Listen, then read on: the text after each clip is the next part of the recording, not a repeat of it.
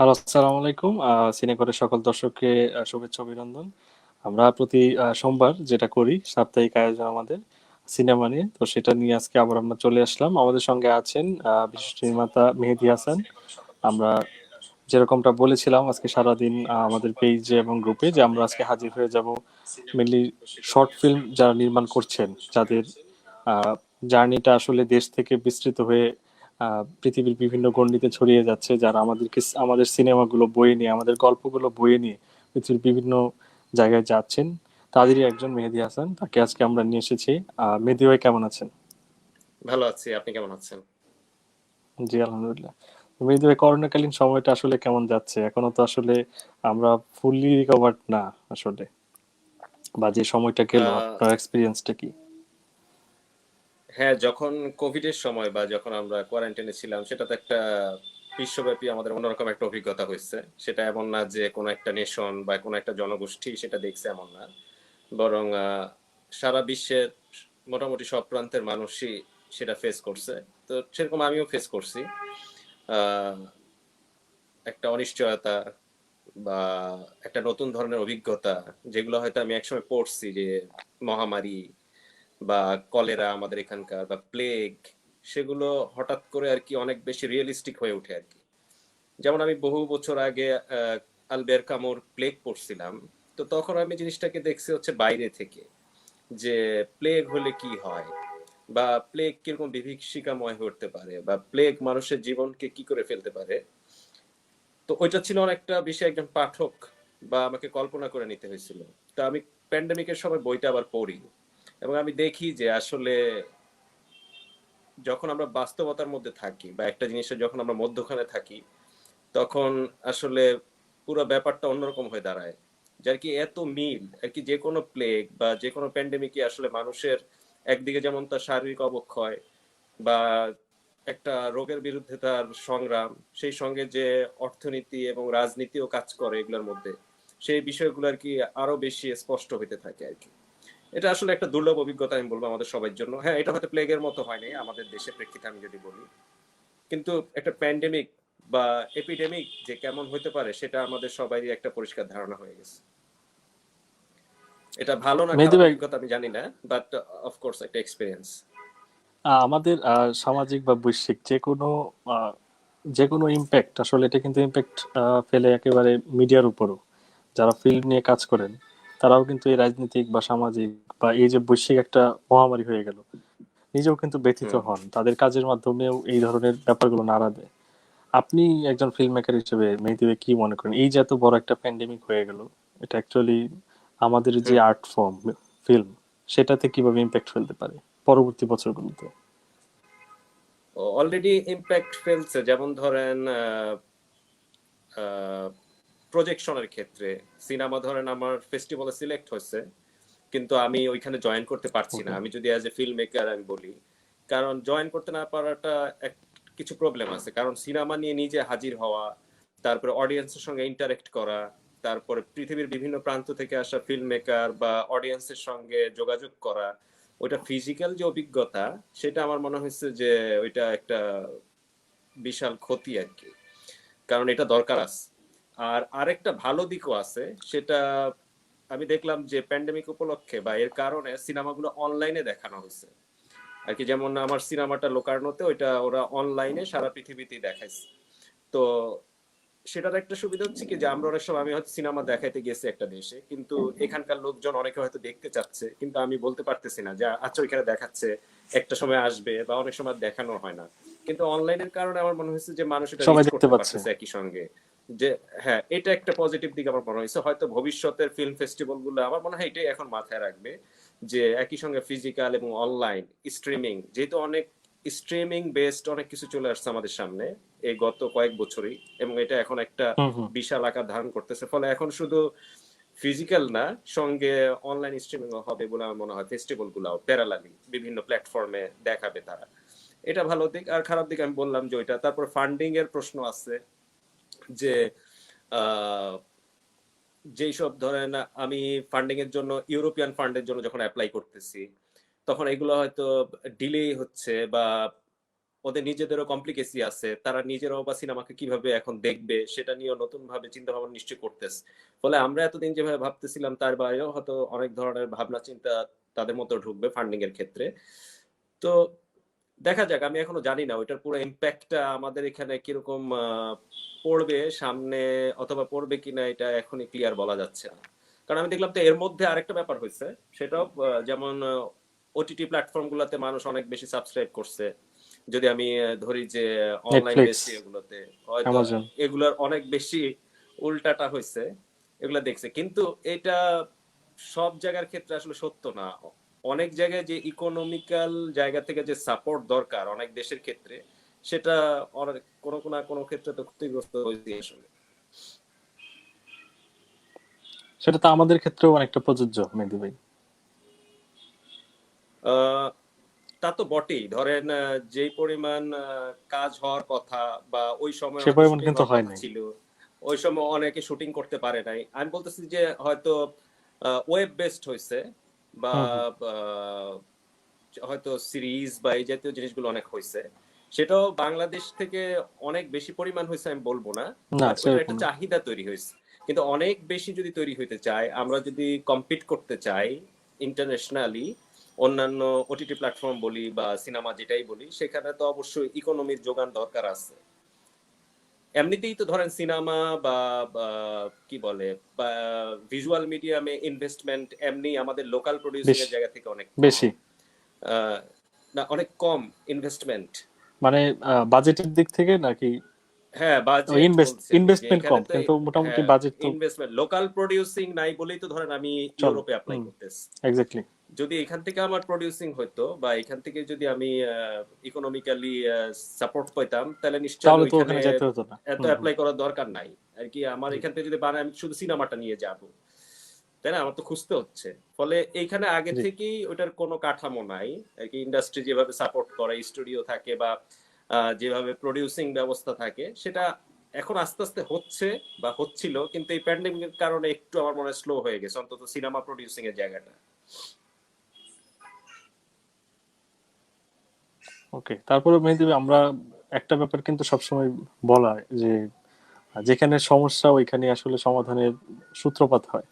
আমরা যেখানে যে লোকাল হ্যাঁ। প্রোডাকশনের বাজেট আমাদের কম, আমরা যারা হুম। বানাতে চাচ্ছি তাদেরকে টাকা দিতে পারছি না, এটাই কি আমাদের অনেকটা বাইরে যাওয়ার জন্য উদ্বুদ্ধ করছে বেশি? আপনার কি মনে হয়? বাইরে যাওয়ার দুইটা কারণ আছে। একটা হচ্ছে যে এক্সপেরিয়েন্স গ্যাদার করা, সেটা তো লাগবেই ওইটা আপনি। কারণ এখন শুধু আপনি এখানেই থাকবেন বা এখানে আমরা মাঠে ময়দানে ক্রিকেট খেলবো, ব্যাপারটা তো এমন না। আপনি অন্যান্য দেশের সঙ্গে যেহেতু আমাদের ক্রিকেট টিম গুলো শিওর। খেলতেছে, এটাই নিয়ম পৃথিবীর।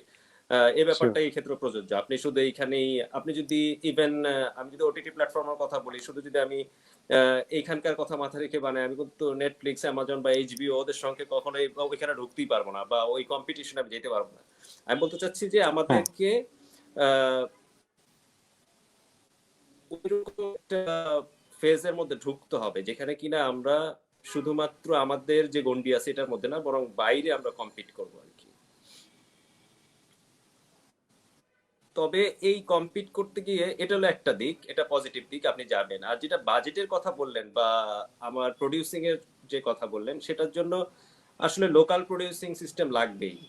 আপনি হয়তো যেতে পারেন আপনার একটা সিনেমা দুইটা সিনেমার জন্য আপনি অ্যাপ্রোচ করলেন, কারণ ফান্ড পাওয়াগুলো অনেক ডিফিকাল্ট। আপনি বাইরে থেকে জি। যে ফান্ডের কথা আমরা বলতেছি সেটা পাওয়াটা খুবই ডিফিকাল্ট, অনেক বড় একটা কম্পিটিশন থাকে। সেটা আমরা করব, কিন্তু আমি বলতেছি যে আপনি যদি নিয়মিত ফিল্ম বানাইতে চান, যদি নিয়মিত এখানে শুধু একজন না অনেক ফিল্ম মেকার ফিল্ম বানাইতে চায়, এখানে অবশ্যই একটা লোকাল প্রডিউসিং সিস্টেম থাকতেই হবে। অফকোর্স। যেটার কি সত্যি সিনেমাকে ভালোবাসে এরকম একটা প্রডিউসিং সিস্টেম থাকতে হবে। ক্রিয়েটিভ প্রডিউসিং বা যারা আসলে এই সিনেমাটা বানাইতে চায়, সত্যি ইনভেস্ট করতে চায় এবং সিনেমাটা নিয়ে অনেক দূর যেতে চায়, এরকম লোকজন এখানে লাগবে। নাইলে আপনি সবসময় আসলে এইভাবে আপনি বানাইতে পারবেন না। এটা তো ডিফিকাল্ট। ধরুন আপনি কত এইভাবে বানাবেন, আপনাকে তো, তাই একা না? একা। হ্যাঁ, ওইভাবে তো মেহেদী হবে ভাই না, একটু আপনার আপনার কোনো একটা সিস্টেম থাকবে। অফকোর্স, মেহেদী ভাই একটু আপনার গল্পে আসি। আপনি হুম। ব্যক্তিগতভাবে ফিল্মের প্রতি প্যাশনেট বলা যায় যে বানাবেন, বা ফিল্ম করবেন, ফিল্মের জগৎটাতে ঢুকবেন, এই ব্যাপারটা আপনার মাথায় কবে আসে অ্যাকচুয়ালি, বা কিসের ইন্সপিরেশন, সেটা নিয়ে যদি একটু বলি। এটা আমি সিনেমা অতটা দেখতাম না। আমার এক বন্ধু একবার আমাকে একটা সিনেমা দেখতে দেয় আরকি। তার আগে আমি ওই সিনেমা বলতে তো হলিউড, বলিউড এগুলোই দেখতাম। সবাই আমরা যেমন দেখি, এবং সিনেমার হুম প্রতি হুম। আমার কোনো আগ্রহ ছিল না যে এটা যে কোনো কিছু এক্সপ্রেস করতে পারে বা কোনো ভাবনা উদ্রেক করতে পারে বিনোদনের বাইরে, এরকম কোনো আমার ধারণা ছিল না আরকি। যেমন কিনা আমি লিটারেচারের কাছে গেলে পাই, বা আমি একটা পেইন্টিং এর কাছে গেলে পাই, বা আমি একটা কবিতার কাছে গেলে পাই, সেটা সিনেমার মধ্যে আমি কখনোই পাই নাই। তো আমার কোনো ধারণাও ছিল ওকে। না যে আসলে আমাদের কাছে যেই সিনেমাগুলো আসে এগুলো আসলে খুবই এন্টারটেনমেন্ট বেসড জিনিসপত্রই আসে। যদি আর কি আমি আহ, ওই সিনেমা ওয়ার্ল্ড, যেটা কিনা একটা বিশাল সিনেমা ওয়ার্ল্ড আছে, যেখানে বিভিন্ন রকম সিনেমা হচ্ছে এবং বিভিন্ন ভাষাভাষী মানুষ সিনেমা বানাচ্ছে, একদম শুধু লাতিন আমেরিকা থেকে শুরু করে হয়তো মরিশাস বা অনেক প্রত্যন্ত অঞ্চলের সিনেমা আসলে তৈরি হচ্ছে, যে সম্পর্কে আমার ধারণাই ছিল না। তো আমার এক বন্ধু আমাকে একটা সিনেমা দেখতে দেয় আর কি, ভার্সিটিতে একদমই ফার্স্ট ইয়ার সেকেন্ড ইয়ারের দিকে। ওইটা দেখে আমার মনে হয় যে আহ, এটা অদ্ভুত সিনেমা আর কি, এটার সঙ্গে তো আমি যা দেখছি ওগুলো কোনো মিল নাই, এবং এরকম সিনেমা তো আমি আসলে দেখতেই চাই। তখন আমি আস্তে আস্তে সিনেমা দেখা শুরু করি। এরকম আরো অনেক সিনেমা দেখি। তারপরে আমি দেখি যে অনেক রকমের ডিরেক্টর আছে, যারা ইউরোপ, তারপরে ইউরোপের বিভিন্ন দেশ, জাপান বা লাতিন বা আফ্রিকান ফিল্ম মেকার আছে, যারা আসলে সিনেমাকে অন্যভাবে দেখতে চায়।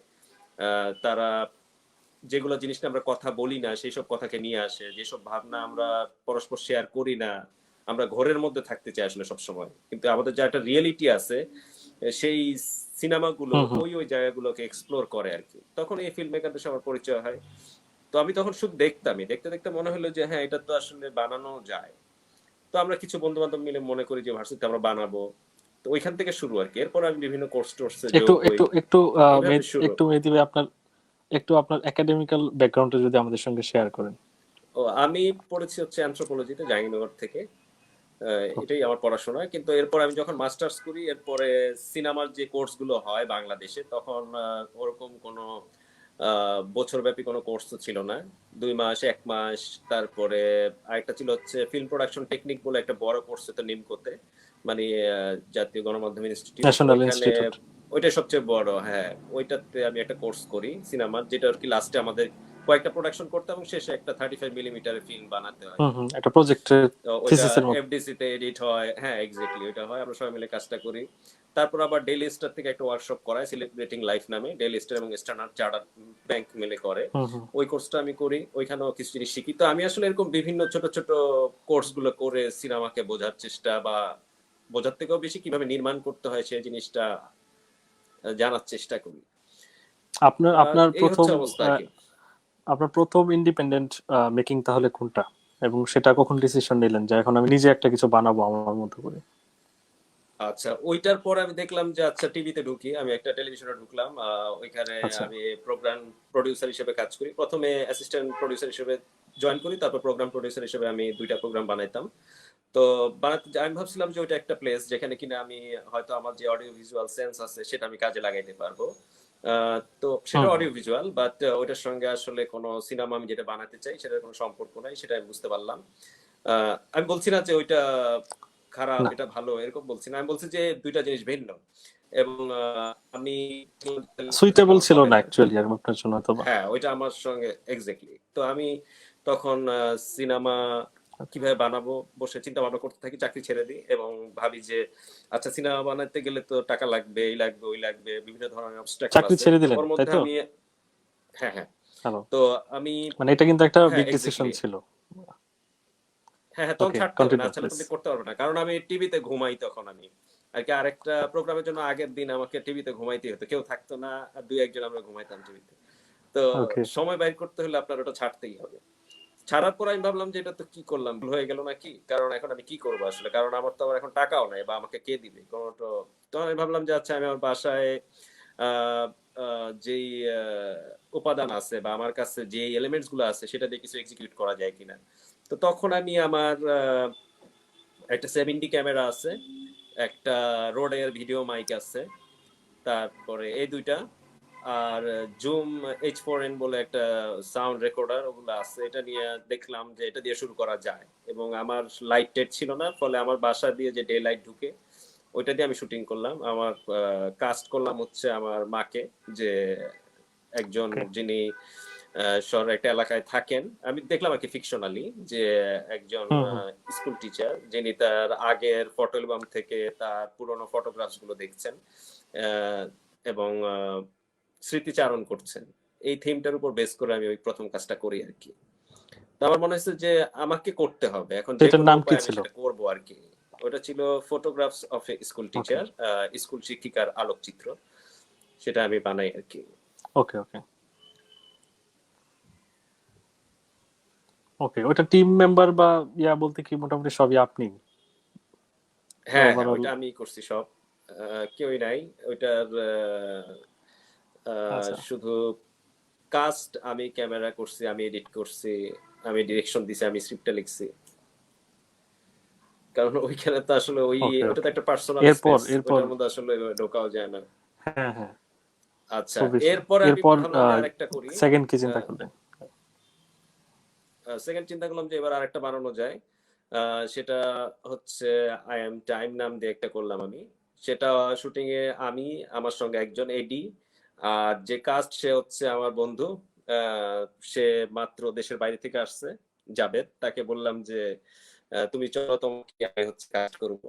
তো ওরে নিয়ে প্রায় 6-7 দিন আমরা শুটিং করলাম, এই তিনজনই, আর কেউ নাই। তারপরে তো এই শুটিং করে আরেকটা শর্ট ফিল্ম তৈরি করলাম। সেখানেও এই 7D ভিডিও মাইক এবং রোড ভিডিও মাইক, আর ছিল হচ্ছে জুম H4n। এই আর এডিট করছি কয়েকদিন। আমার তখন একটা ওই যে অ্যাডোবি প্রিমিয়ার প্রো CS3 ছিল মেবি, খুবই কষ্টদায়ক এডিটিং। তো ওইটা দিয়ে এডিট, হ্যাঁ, কাস্ট করালাম। তারপরে আমরা তিনজন শুটিংটা করলাম 6-7 দিন, আর এডিটিং করলাম আরো কয়েকদিন। আমার তখন একটা অ্যাডোবি প্রিমিয়ার প্রো CS3 একটা সফটওয়্যার ছিল, ওইটা দিয়ে আমি এডিট করি আর কি। এই। তো মেহেদী ভাই, আমি খেয়াল করছি যে আপনার প্রথম ইনিশিয়াল লেভেলে যে কাজগুলো আপনি চেষ্টা করেছেন যে আপনার ব্যক্তিগত যা আছে, আপনার কাস্ট লেভেলে যা আছে, সেগুলো দিয়ে হুম। মেনলি শুরু করার জন্য। এটি এটি কি আপনার বলা যায় যে কোনো ট্যাকটিক্স, বা নতুন যারা শুরু করবে প্রথমেই যাতে তারা খুব প্রফেশনাল চিন্তা না করে, কাজের দিক থেকে তারা এইভাবে শুরু করতে পারে, এরকম কিছু কি বলবেন আপনি? হ্যাঁ হ্যাঁ, কারণ আপনি তো বানাইতে চাচ্ছেন, আপনাকে প্র্যাকটিক্যালি চিন্তা করতে হবে আমি এখন কোনটা বানাইতে পারবো আর কি। আপনি যদি তখন আমি যদি আকাশ কুসুম কল্পনা করি যেটা কিনা আমি এখন বানাইতে পারবো না, তাতে তো আসলে কোনো কিছু সমাধান হবে না। ফলে আমাকে জিনিসটা বানাইতে হবে। হ্যাঁ, ওইটার জন্য আমাকে এখন স্ক্রিপ্টিং আর কি। আমি যেহেতু যেমন যদি লিটারেচার হয়, আমি অনেক কিছু লিখে ফেলতে পারি অনেক সময়। সেটা লিটারেচারের একটা অন্যরকম দিক, ওটার বিউটি যে আমি অনেক কিছু।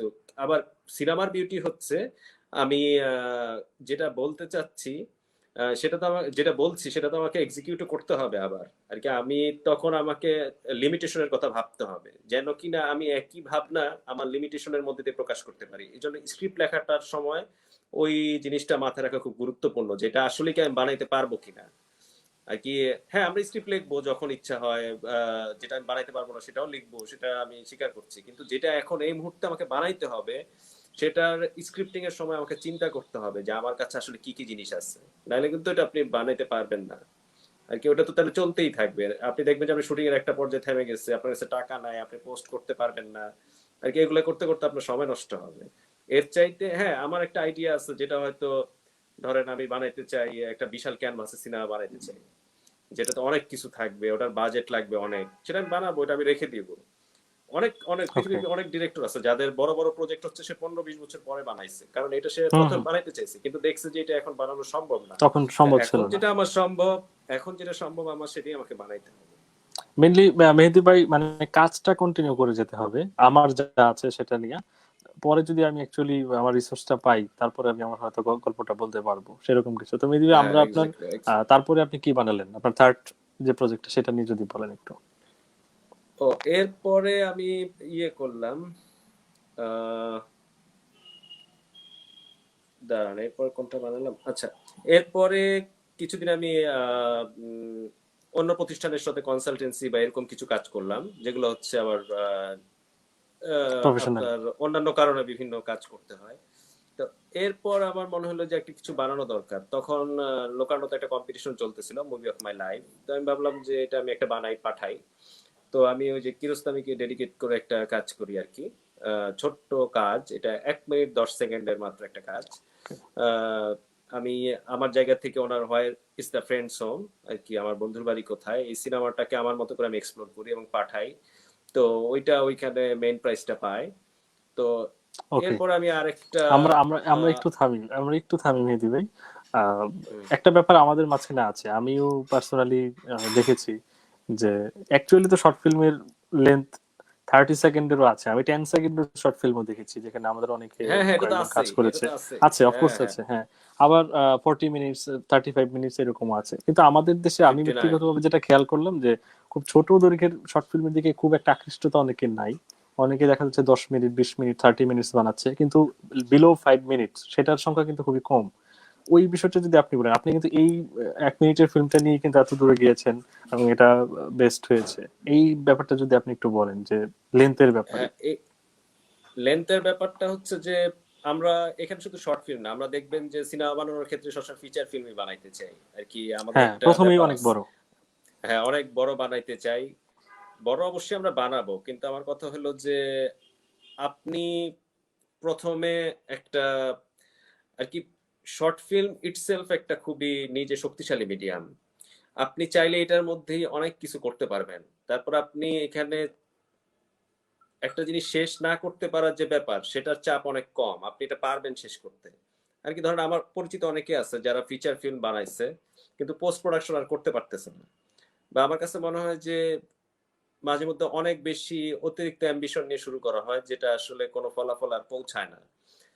তো আমি বলতেছি না কম্প্রোমাইজ করতে, আমি বলতেছি যে আপনার যে ভাবনা এটাকে অনেক রিয়েলিস্টিক ভাবে প্রকাশ কতটুকু করা আমরা। যায়। হ্যাঁ, আপনাকে ফিল্ম বানাইতে গেলে অনেক বেশি বাস্তববাদী হইতে হবে, এটা হচ্ছে প্রথম এবং প্রধানতম শর্ত। একই সঙ্গে আপনি স্বপ্ন দেখবেন আবার বাস্তববাদী হবেন, এটাই হচ্ছে একটা ফিল্ম দুইটার মেকারের। আপনি কম্বিনেশন। যদি বলেন যে থিসিস অ্যান্টিথিসিস যেটা বলেন আর কি, যে একটা দান্দিক ব্যাপার থাকে আর কি, কিন্তু হুম, এটা হুম। যেটা যখন সমন্বয়টা হয় তখন আমার মনে হয় যে সিনেমাটা সম্পূর্ণ হয়। তো সিনেমা বানাইতে গেলে আহ, আপনি যে কোনো লেন্থেরই বানাইতে পারেন, আপনি যে কোনো লেন্থেরই বানাইতে পারেন, এটা লোকজন বিভিন্ন নাম দিবে। তো প্রথম ভাবেন যে আমি এই জিনিসটা 3 মিনিটে বলবো, আমি এই জিনিসটা এক্সারসাইজ করেন যে আমি এটা 1 মিনিটে হুম, হুম। বলবো। আমার ওটা কিন্তু এক্সারসাইজ, আমি বলবো না যে ওইটা আমার একদম ফাইনাল কাজ আর কি। এক্সারসাইজ করলে অনেক সময় আপনার অনেক কাজে লাগতে পারে। যে আপনি এক্সারসাইজ করলেন 1 মিনিটের, 2 মিনিটের, 3 মিনিটের, আপনি নিজেই করেন, এটা কাউকে দেখাইলেন না বা দিলেনও না, হয়তো শুধু বন্ধুদের মধ্যে একটু দেখলেন। 5 মিনিটের করলেন, আস্তে আস্তে আপনি একটা ল্যাঙ্গুয়েজ আপনি দাঁড় করায় ফেলতে পারবেন। যে যেমন ছোট গল্প লেখকরা যেরকম করে আর কি, হুম, তাই না? হুম। সে আস্তে আস্তে ছোট গল্পের ক্রাফটিংটা আস্তে আস্তে শিখে, কারণ ছোট ইভেন গল্প বা ইভেন শর্ট ইভেন ফিল্মের। মেহেদী ভাই, গল্পের গল্পের ক্ষেত্রেও কিন্তু এখন 1 লাইনের গল্প, 30 শব্দের গল্প, এই ব্যাপারগুলো কিন্তু আছে এবং খুব হ্যাঁ, শক্তিশালী ভাবে ফ্ল্যাশ আছে। ফ্ল্যাশ স্টোরি ফ্ল্যাশ বলে আর স্টোরি। কি। তো এগুলো জি। বিভিন্ন রকমের আসলে ব্যাপার হচ্ছে, আমাদের এই ব্যাপারে আর কি মনোযোগ দিতে হবে। আমরা যদি শুধু ভাবি তো তত্ত্বগতভাবে সিনেমা হবে, তারপর এইভাবেই দেখাইতে হবে, এসব ফ্যান্টাসিতে থাকলে আসলে আমরা বাস্তবতাটা বুঝতে পারবো না। এখন যেমন আপনি বলেন ফ্ল্যাশ স্টোরি, ইয়ে টিয়ে, এগুলো এখন দেখেন ইউটিউব বেসড বা ওটিটি বেসড বা অনলাইন বেসড নানান রকমের কাজ হইতেছে। এখন তো আর আপনি হুম, প্রজেকশন হুম। শুধু সিনেমা হলে করতেছেন না, না, ফলে আগের ওই চিন্তা যে এরকম একটা ফিচার ফিল্মই হবে, ওইভাবেই দেখাইতে হবে, সেটা এখন এরকম আর ভাবনার কোনো অতটা নাই। ব্যাপার নাই। তো অবশ্যই বানাবো আমরা ফিচার ফিল্ম, কিন্তু আরো আরো যে বিভিন্ন রকমের সিনেমা আছে, আরো আরো বিভিন্ন রকম ভাবে যে আমি আমার ভাবনাকে প্রকাশ করতে পারি, এটা জানতে হবে, এটা শিখতে হবে অ্যাজ এ ফিল্ম মেকার। হয়তো আপনি বানাবেন না 1 মিনিটের সিনেমা, কিন্তু আপনি জানলেন যে এটা কিভাবে হয়। হ্যাঁ, হ্যাঁ। আর শর্ট ফিল্মেরও একটা ক্রাফটিং আছে, সেটা জানতে হবে। তারপর সেটা 15 মিনিট হতে পারে, 30 মিনিট হতে পারে, 59 মিনিটস হতে পারে, ধরে আর কি ইন্টারন্যাশনালি 59 মিনিটস মানে হচ্ছে এটা শর্ট ফিল্ম, এটার হুম, উপর হুম। 60 মিনিট চলে গেলে ফিচার ফিল্ম। তো আপনি ওরকমও বানাইলেন আর কি, বিভিন্ন লেন্থের বানানোর চেষ্টা করতে হবে এবং এক্সারসাইজ করতে হবে প্রচুর পরিমাণ, এবং আপনার জি। এক্সারসাইজ দেখা যাবে যে আপনার একটা ভালো কাজ হয়ে উঠছে। হ্যালো। হ্যাঁ, হ্যালো, আমি শুনতে পাচ্ছি। Hello. Hello. G, death of A reader যে ইয়াটা, এটা কি আপনি এর পরেই বানাবেন, মানে থার্ড ফিল্মের পরে? হ্যাঁ, এর পাশাপাশি এর মধ্যে আমি বানালাম ওটা। এটা হ্যাঁ। হচ্ছে হ্যালো। এটাও আমার সেই 70 এবং হ্যাঁ, শুনতে সেই পাচ্ছেন? হ্যাঁ হ্যাঁ, আমি শুনতে পাচ্ছি, আপনি শুনতে পাচ্ছেন?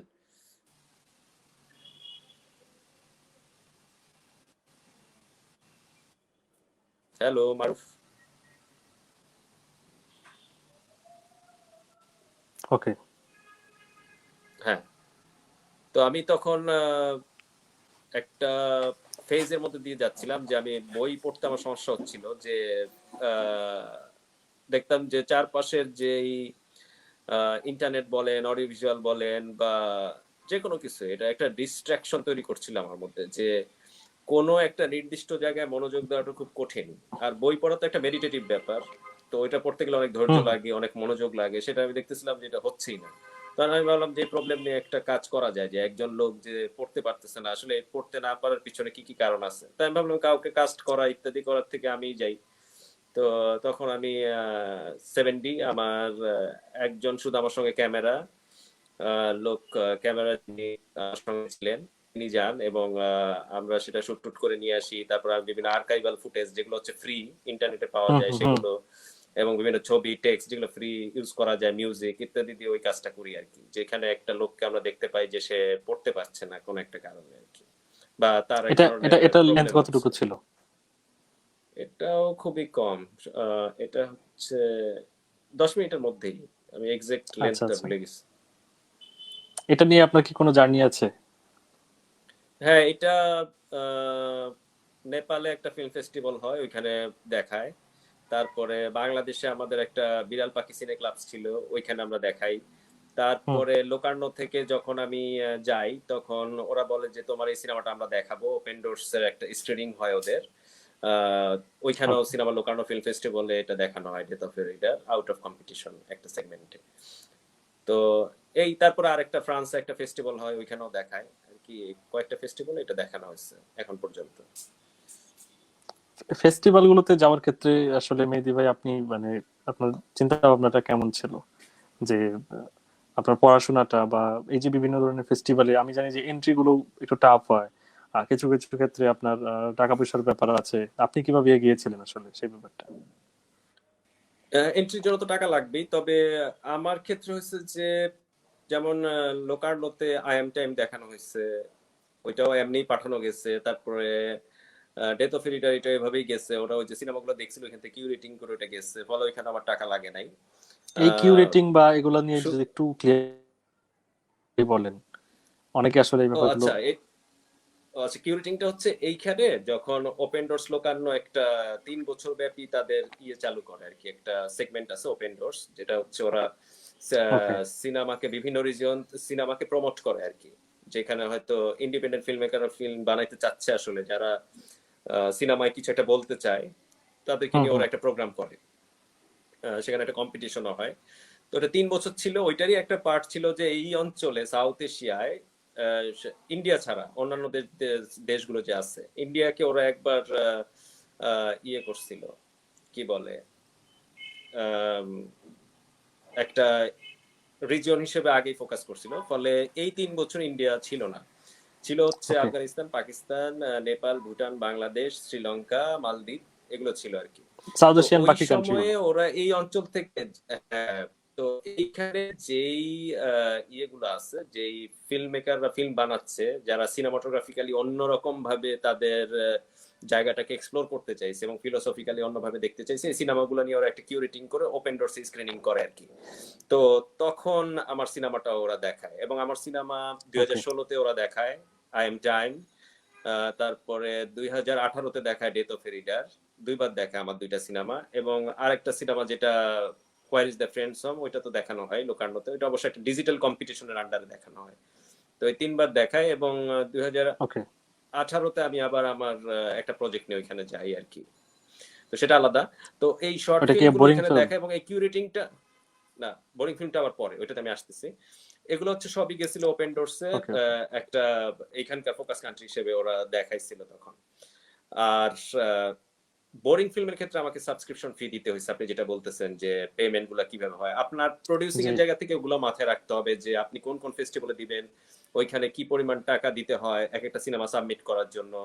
যেমন $30-40 থাকে, $50 থাকে, ফিচার ফিল্ম হলে $100 থাকে, ওইটা একটা আপনি হিসাব করে ফেলতে হবে, যে আপনি হয়তো 5টা ফেস্টিভ্যালে পাঠাবেন, আপনার বাজেট হচ্ছে এই পরিমাণ, সেইভাবে আপনি সাবমিট করবেন আর কি। তো তার মধ্যে হয়তো দুইটা একটা সিলেক্ট হবে, এটা তো আমরা জানি না কোথায় সিলেক্ট হবে, নাও হতে পারে, তখন আপনাকে অন্য অ্যাপ্রোচে যাইতে হবে। তো এই হুম আমি হুম। মাঝে মধ্যে ওকে। কোথাও কোথাও ফেস্টিভ্যালে ফি দিয়ে সাবমিট করছি, কিন্তু অধিকাংশ সময় আসলে ফ্রিলিও দেখাইছে অনেক জায়গায়। তবে ভাই এই যে প্রডিউসারিং এর জায়গাটা বললেন, এই জায়গাটাতে তো আমাদের আহ, কোন একজন ইন্ডিভিজুয়ালের ছবি যে আমরা বিভিন্ন ফেস্টিভ্যালে নিয়ে যাব, বা আমি ওনার ছবিটাকে নিয়ে রান করব একজন অ্যাজ এ প্রডিউসার হিসেবে, এই সাপোর্টটা তো এখন পর্যন্ত কি আপনি পেয়েছেন ওইভাবে, নাকি সবগুলো আপনি নিজেই নিজের মতো করে নিয়ে ট্রাই করেছেন? না না, আমার স্বল্প দৈর্ঘ্য যে কটা আমি বানাইছি সবগুলোই আমাদের নিজস্ব প্রডিউসিং। হ্যালো। আমি আমার হ্যালো, হ্যালো। হ্যালো, আমি শুনতে পাচ্ছি। জি জি, শুনছি ভাই, বলেন। হ্যাঁ, আমার যেই জি। স্বল্প দৈর্ঘ্য চলচ্চিত্রগুলো আমি এ পর্যন্ত নির্মাণ করেছি সবগুলোই হচ্ছে আসলে সেলফ প্রডিউসিং। আমরা নিজেরাই প্রডিউস করেছি, এবং ওকে। শুধুমাত্র আমার এই বোরিং ফিল্মে আরেকজন প্রডিউসার ছিলেন, আহ, দুজন প্রডিউসার ছিলেন ওটাতে আসলে, তারাও এখানকারই। আর সেটা টাকার পরিমাণও খুবই কম আর কি, অ্যাবসার্ড অ্যামাউন্ট অফ মানি আর কি, ওটা শুনলে আপনি হাসবেন আর কি। আমরা খুবই কম টাকায় আর কি। আর যখন আমরা পিচ করতে চাই ইউরোপে, তখন ওরা বিশ্বাসই করতে চায় না যে আমি এত কম টাকা দিয়ে ওই সিনেমাগুলো তৈরি করছি আসলে। খুবই কম, চিন্তারও বাইরে কম। ওকে। এই যে ওকে। 8-10 হাজার টাকা দিয়ে যে সিনেমা হতে পারে, সেটা আসলে আমরা যখন ডলারে কনভার্ট করতেছে, এটা তো আসলে কোনো মিনিং দাঁড়ায় সেটা না তো যে ওদের অনেক কাছে। নিচে নামে আসবে, হ্যাঁ। হ্যাঁ আর কি, এত কম। কিন্তু ওইটা আমি বলছি যে এইভাবে বানানো, আমি বলতেছি না যে এইভাবে সবাই বানাবে বা সবাই বানানো উচিত, এটা আমি মনেও করি না। কিন্তু কিন্তু আমি মনে করি যে আপনাকে সাহস করে কম টাকা বানাইতে হবে আর কি, কম বাজেটে বানাইতে পারতে হবে আর কি, এই স্পেশালি চ্যালেঞ্জটা আমাদেরকে নিতে জাস্ট হবে। কান্ট্রিজ লাইক আমাদের মতো দেশের হ্যাঁ ক্ষেত্রে তো এটা আরো বেশি। হ্যাঁ, আমার তো ইকোনমি এরকম না। ধরেন রিসেন্টলি সাউথ কোরিয়া নিয়ে অনেক ইয়া হচ্ছে, যে সাউথ জি। কোরিয়ান সিনেমা অনেক ওদের তো ইকোনমি আসলে অনেক আর কি, ওদের একটা বিশাল ইয়ে আছে আর কি, প্রচুর ইনভেস্ট করতে পারে আর কি, ওদের কাছে তো অনেক টাকা আছে, টাকা তো ফ্যাক্ট, কারণ এখানে কিন্তু টাকা ছাড়াও যে আসলে অফকোর্স। অসাধারণ সিনেমা হয়েছে সেটার উদাহরণ হচ্ছে ইরান বা ইরান। টার্কি। জি। এইসব জায়গায় অনেক কম টাকা দিয়ে ফিল্ম মেকাররা অনেক কম টাকা দিয়ে, অ্যাবসার্ডলি কম টাকা দিয়ে তারা সিনেমা বানাইছে। তো আমাদেরকে মাথায় রাখতে হবে এরকম জিনিসগুলো, যে এরকম কম টাকাতেও সিনেমা হয়। আমরা যদি এখন এরকম অতিরিক্ত ভিজুয়াল, অতিরিক্ত চাকচিক্যের ইয়েতে পড়ি, বেড়া জালে আটকে যায়, তাহলে কিন্তু আমরা যেটা বানাইতে চাচ্ছি সেটা হবে না। কারণ প্রথমে তো আপনার বুঝতে হবে যে এখানে আসলে কি, বা কিভাবে বানাইতে হবে, বা আমি আসলে কি বলতে চাই সেটা আসলে এইভাবেই বলা যায় কিনা। কারণ আমার বাজেট তো আমার জানতেই হবে, বাজেট হুম হচ্ছে হুম। একটা, আমার one of imagination the main থাকবে ফ্যাক্ট। কিন্তু আমার বাজেটও চিন্তা করতে হবে। তো তো আমার দেশের ইকোনমি কি সাপোর্ট করে, যেমন আমি একটা জিনিস খেয়াল করে দেখছি, যে আসলে বাংলাদেশের যে ইকোনমি বা আমাদের যে প্রডিউসিং ব্যবস্থা ছোটখাটো আছে এখন, যেমন অনেকে প্রডিউস করতেছে ছোট ছোট হুম হুম। সিনেমায়, টাকা ইনভেস্ট করতেছে কেউ কেউ, বা টাকা বের করার চেষ্টা করতেছে যারা মানি সাপোর্টটা দিবে তাদের কাছ থেকে। হুম। তো আমার মনে হচ্ছে আমাদের এখানে শর্ট ফিল্মটা না অনেক বেশি প্র্যাকটিক্যাল। কারণ আপনি ওটা কমপ্লিট করতে পারবেন, শুধু কমপ্লিট না, ওইটার ধরেন সাউন্ড ডিজাইন, ওইটার হুম হুম। ধরেন সিনেমাটোগ্রাফি, ওইটার সবকিছুই তো এডিটিং, অনেক ছোট ছোট, কালার হ্যাঁ। কারেকশন, আপনি একটা বাজেটের মধ্যে একটা অসাধারণ সিনেমা বানাতে পারেন। যেমন আপনি যদি রোমানিয়ান রোমানিয়ান ফিল্মের দিকে তাকান, আপনি দেখবেন যে ওদের আসলে যে নিউ ওয়েভটা হয়েছে, ওদের নিউ ওয়েভ খুবই রিসেন্ট ঘটনা। ওদের ওকে। প্রথম দিকে সিনেমা সব হচ্ছে শর্ট ফিল্ম। ওরা বার্লিনে সিনেমা গেছে, গোল্ডেন বিয়ার পাইছে, ওরা পাম দিওর পাইছে শর্ট ফিল্মে। তখন ওদের একটা বিশাল ইয়া হয়েছে একটা রাইজিং চলে আসছে। ওদের মধ্যে, হ্যাঁ, যে এটা আমাদের তাহলে এটা তো একটা ইন্সপাইরেশন ওই জায়গা হইতে। তখন হুম আস্তে হুম। আস্তে ওরা ফিচার ফিল্ম বানাইতেছিল। তো ওগুলো ফেস্টিভ্যালে যাওয়া শুরু করছে। তো এই সব মিলে একটা ওয়েভ তৈরি হয়েছে, যে ওরা কিন্তু প্রথমে নক করতেছে এইভাবেই। বা অনেক দেশে এরকম আছে, যেমন ইরানেও ধরেন, যদি আমি নিউ ওয়েভ ফিল্মের দিকে তাকাই, শুরুতে হচ্ছে ফররুখজাদের সিনেমা আছে, যেটা হচ্ছে জি। খুবই স্বল্প দৈর্ঘ্যের একটা সিনেমা, 20 মিনিটস অর 22 মিনিটস, আমি এখন এক্স্যাক্টলি বলতে পারতেছি না। তার মানে হচ্ছে এইখানেও আমার কাছে মনে সবার হচ্ছে সবার আসলে আপনি, শুরুটা কিন্তু শর্ট ফিল্ম দিয়েই, মানে ইন্টারন্যাশনাল এরিয়াতে যাদের অ্যাকচুয়ালি ফিনান্সিয়াল সাপোর্টটা কম। হ্যাঁ অনেক জায়গায়, এবং আমি রিসেন্টলি রোমানিয়ান বললাম কারণ এটা একটা একদমই খুবই কাছের একটা উদাহরণ। এবং নিউ আমি ওয়েভ। দেখতে পাচ্ছি যে বাংলাদেশের যে ইকোনমি, এইটা অনেক বেশি সাপোর্ট করে আসলে। আমরা অবশ্যই ফিচার বানাবো, আমি বলতেছি না, আমি এরকম কোনো অফকোর্স ডগমা নো, নিয়ে আমরা আসিনি ওটা যে এটা ইগনোর করে বানাইতে হবে, বলছি কিন্তু না। আমি বলতেছি যে হ্যাঁ, প্র্যাকটিক্যাল জায়গা থেকে আমি চিন্তা করি, যদি আমি এক্সিকিউট করতে চাই পুরাটা, এবং আমি কোথাও একটা পৌঁছাইতে চাই, এবং আমি কোথাও কম্পিট করতে চাই যাদের সঙ্গে, তাদের সাথে কারণ কম্পিটিশন তো আছেই, কারণ আপনাকে আপনার সিনেমা নিয়ে তো কোথাও একটা যাইতে হবে, পৌঁছাইতে হবে, সে অ্যাম্বিশন থাকতে হবে। তো সেই জায়গায় যদি আপনি যাইতে চান, সিনেমাগুলো যদি আপনি কম্পেয়ার করেন ওয়ার্ল্ড ওয়াইড, আমি ধরেন বিভিন্ন প্রান্তের সিনেমা দেখছি, আপনারাও দেখছেন, যদি আমি অফকোর্স। কম্পেয়ার করি যে আমি এই সিনেমাটা বানাইছি, আমি এটা নিজেকে ছোট করার জন্য বলছি না, আমি বলছি যে সিনেমা ল্যাঙ্গুয়েজ যে বিভিন্ন ভাবে এক্সপ্লোর হচ্ছে, ইন্টারপ্রেট হচ্ছে, ওইটা যদি আমি বুঝতে চাই তাহলে আসলে আমাকে অনেক ভালো একটা কাজ করতে হবে। এবং আমি মনে করি যে সেটা বাংলাদেশের যে ইকোনমি আছে, আমার ইকোনমি যদি সাপোর্ট করতো তাহলে আমি হয়তো হ্যাঁ, অন্যভাবে চিন্তা করতাম, কিন্তু আমার ইকোনমি এমন বা সবকিছু মিলে আমার মনে হচ্ছে যে স্বল্প দৈর্ঘ্য এখানে একটা শক্তিশালী মাধ্যম হতে পারে। হতে পারে। যারা নতুন তারা ফিচার ফিল্মের প্রিপারেশন হিসেবে না, শুধুমাত্র অ্যাজ এ মিডিয়াম, যে শর্ট ফিল্ম যে একটা খুবই স্ট্রং মাধ্যম যেখানে আপনি এক্সপেরিমেন্ট করতে পারবেন, আপনার মতামত দিতে পারবেন, সাহসিকতা দেখাতে পারবেন, এবং আপনি আসলে একটা আগাগোড়া পলিশড ফিল্ম বানাইতে পারবেন, সেটা আমার মনে হয় দর্শক শর্ট ফিল্মে দর্শক সম্ভব। দর্শক দর্শক মন্ডলী যারা শুনছেন, আমি মেহেদী হাসান ভাইয়ের এই কথাটা আরেকবার রিপিট করছি, যে short film will be the stronger medium for us, যারা আসলে আমাদের মতো দেশে, এটা শুধু হাত পাকানোর ব্যাপার নয় ফুল ফিল্মের জন্য। হ্যাঁ, মেহেদী ভাই, কন্টিনিউ করেন প্লিজ। হ্যাঁ, এবং অনেকে এখন সিনেমা বানাচ্ছে, তবে আমাদের সবারই সিনেমার ল্যাঙ্গুয়েজটা জানা দরকার। এবং বৈশ্বিক সিনেমাটা কেমন, আমরা অলরেডি অনেক সিনেমা দেখতেছি, কিন্তু শর্ট ফিল্মের ভাষাটা বোঝাটাও জরুরি, কারণ এটার ভাষাটা ভিন্ন একটু। ধরেন একটা ছোট গল্প, দুইটা কম্পেয়ার করা যায় না, কিন্তু আমি তাও বলছি যে ছোট গল্প আর নোবেলের মধ্যে অনেক পার্থক্য আছে। ছোট গল্প হয়তো একটা হঠাৎ করে একটা জায়গা থেকে শুরু হয়, আমাদেরকে হ্যাঁ, আবার একটা হঠাৎ একটা খালি জায়গায় ছেড়ে দেয়, ছেড়ে আমরা দেয়। হয়তো বসে থাকি যেটা আসলে কি। তো এটার একটা আছর, আমি বলবো যে কাছাকাছি একটা ব্যাপার আছে শর্ট ফিল্মের মধ্যে। এটা হয়তো কোন একটা নির্দিষ্ট অ্যাক্টে শুরু হচ্ছে না, হয়তো একটা হঠাৎ একটা ক্লাইম্যাক্স বা একটা ইভেন্ট থেকে শুরু হচ্ছে, ছোট হোক বড় হোক, ওর একটা ভাষা আছে। তো এই ল্যাঙ্গুয়েজটা আমাদেরকে আয়ত্ত করা উচিত, এবং ভিজুয়ালি চিন্তা করা উচিত, সাউন্ডে চিন্তা করা উচিত, তারপরে এটার ক্যারেক্টার কিভাবে ডায়লগ দিবে সেভাবে চিন্তা করা উচিত, এবং সবচেয়ে বড় কথা আমরা আমাদের যেই আশপাশের এলিমেন্টস গুলো আছে এগুলো থেকে জিনিসটা আসলে বানাইতে হবে আর কি। আমার আশপাশে যা আছে সেটা অভিজ্ঞতা বা আমার সংস্কৃতি, ওই জায়গা থেকে তো আমি বানাবো, সেটা বোঝাটা জরুরি আর কি, তাহলে সিনেমার ভাষায় আমরা প্রকাশ করতে পারবো। মেহেদী ভাই, এ বোরিং ফিল্ম যেটা নিয়ে আমরা কথা বলছিলাম, এটা তো লোকারণ্যতে আপনার সেটা একটু গল্পটা নিয়ে আমাদের একটু শেয়ার করতেন, কি ধরনের স্টোরি, কি কারণে এটাকে আপনি কম্পিটিশন সেকশনে ইয়া করার জন্য ইন্সপায়ার হলেন, এটা নিয়ে যদি একটু বলেন। Boring film. ও, ওইটা আমি প্রথমত এটা তার আমি জানি না যে ওইখানে দেখাবে, যেটা হলো যে এটা একটা বড় একটা ভার্সন ছিল, এটা আমি বানাচ্ছিলাম আরো আগে থেকে।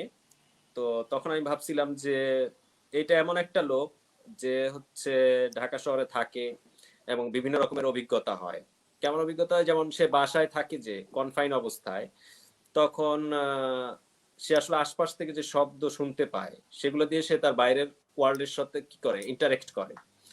তো এই যে একটা তার মনোটোনাস লাইফ, এটা থেকে সে বের হতে চায় আর কি।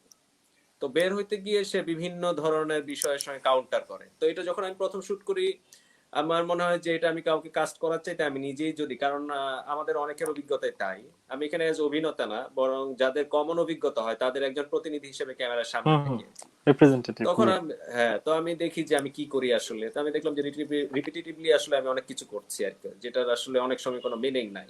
নেই, নেই। তো এইটা বানাতে বানাতে আমার মনে হয় যে এটা এখন অনেক বেশি বড় হয়ে গেছে, 52 মিনিট হয় আর কি এটার একটা কাট, 52 মিনিটস। আমার প্রডিউসারদের বলি আমি যেটা 52 মিনিটস, বাট আমার এটা ঠিক ভাল লাগছে না আর কি। এটা আমি যেটা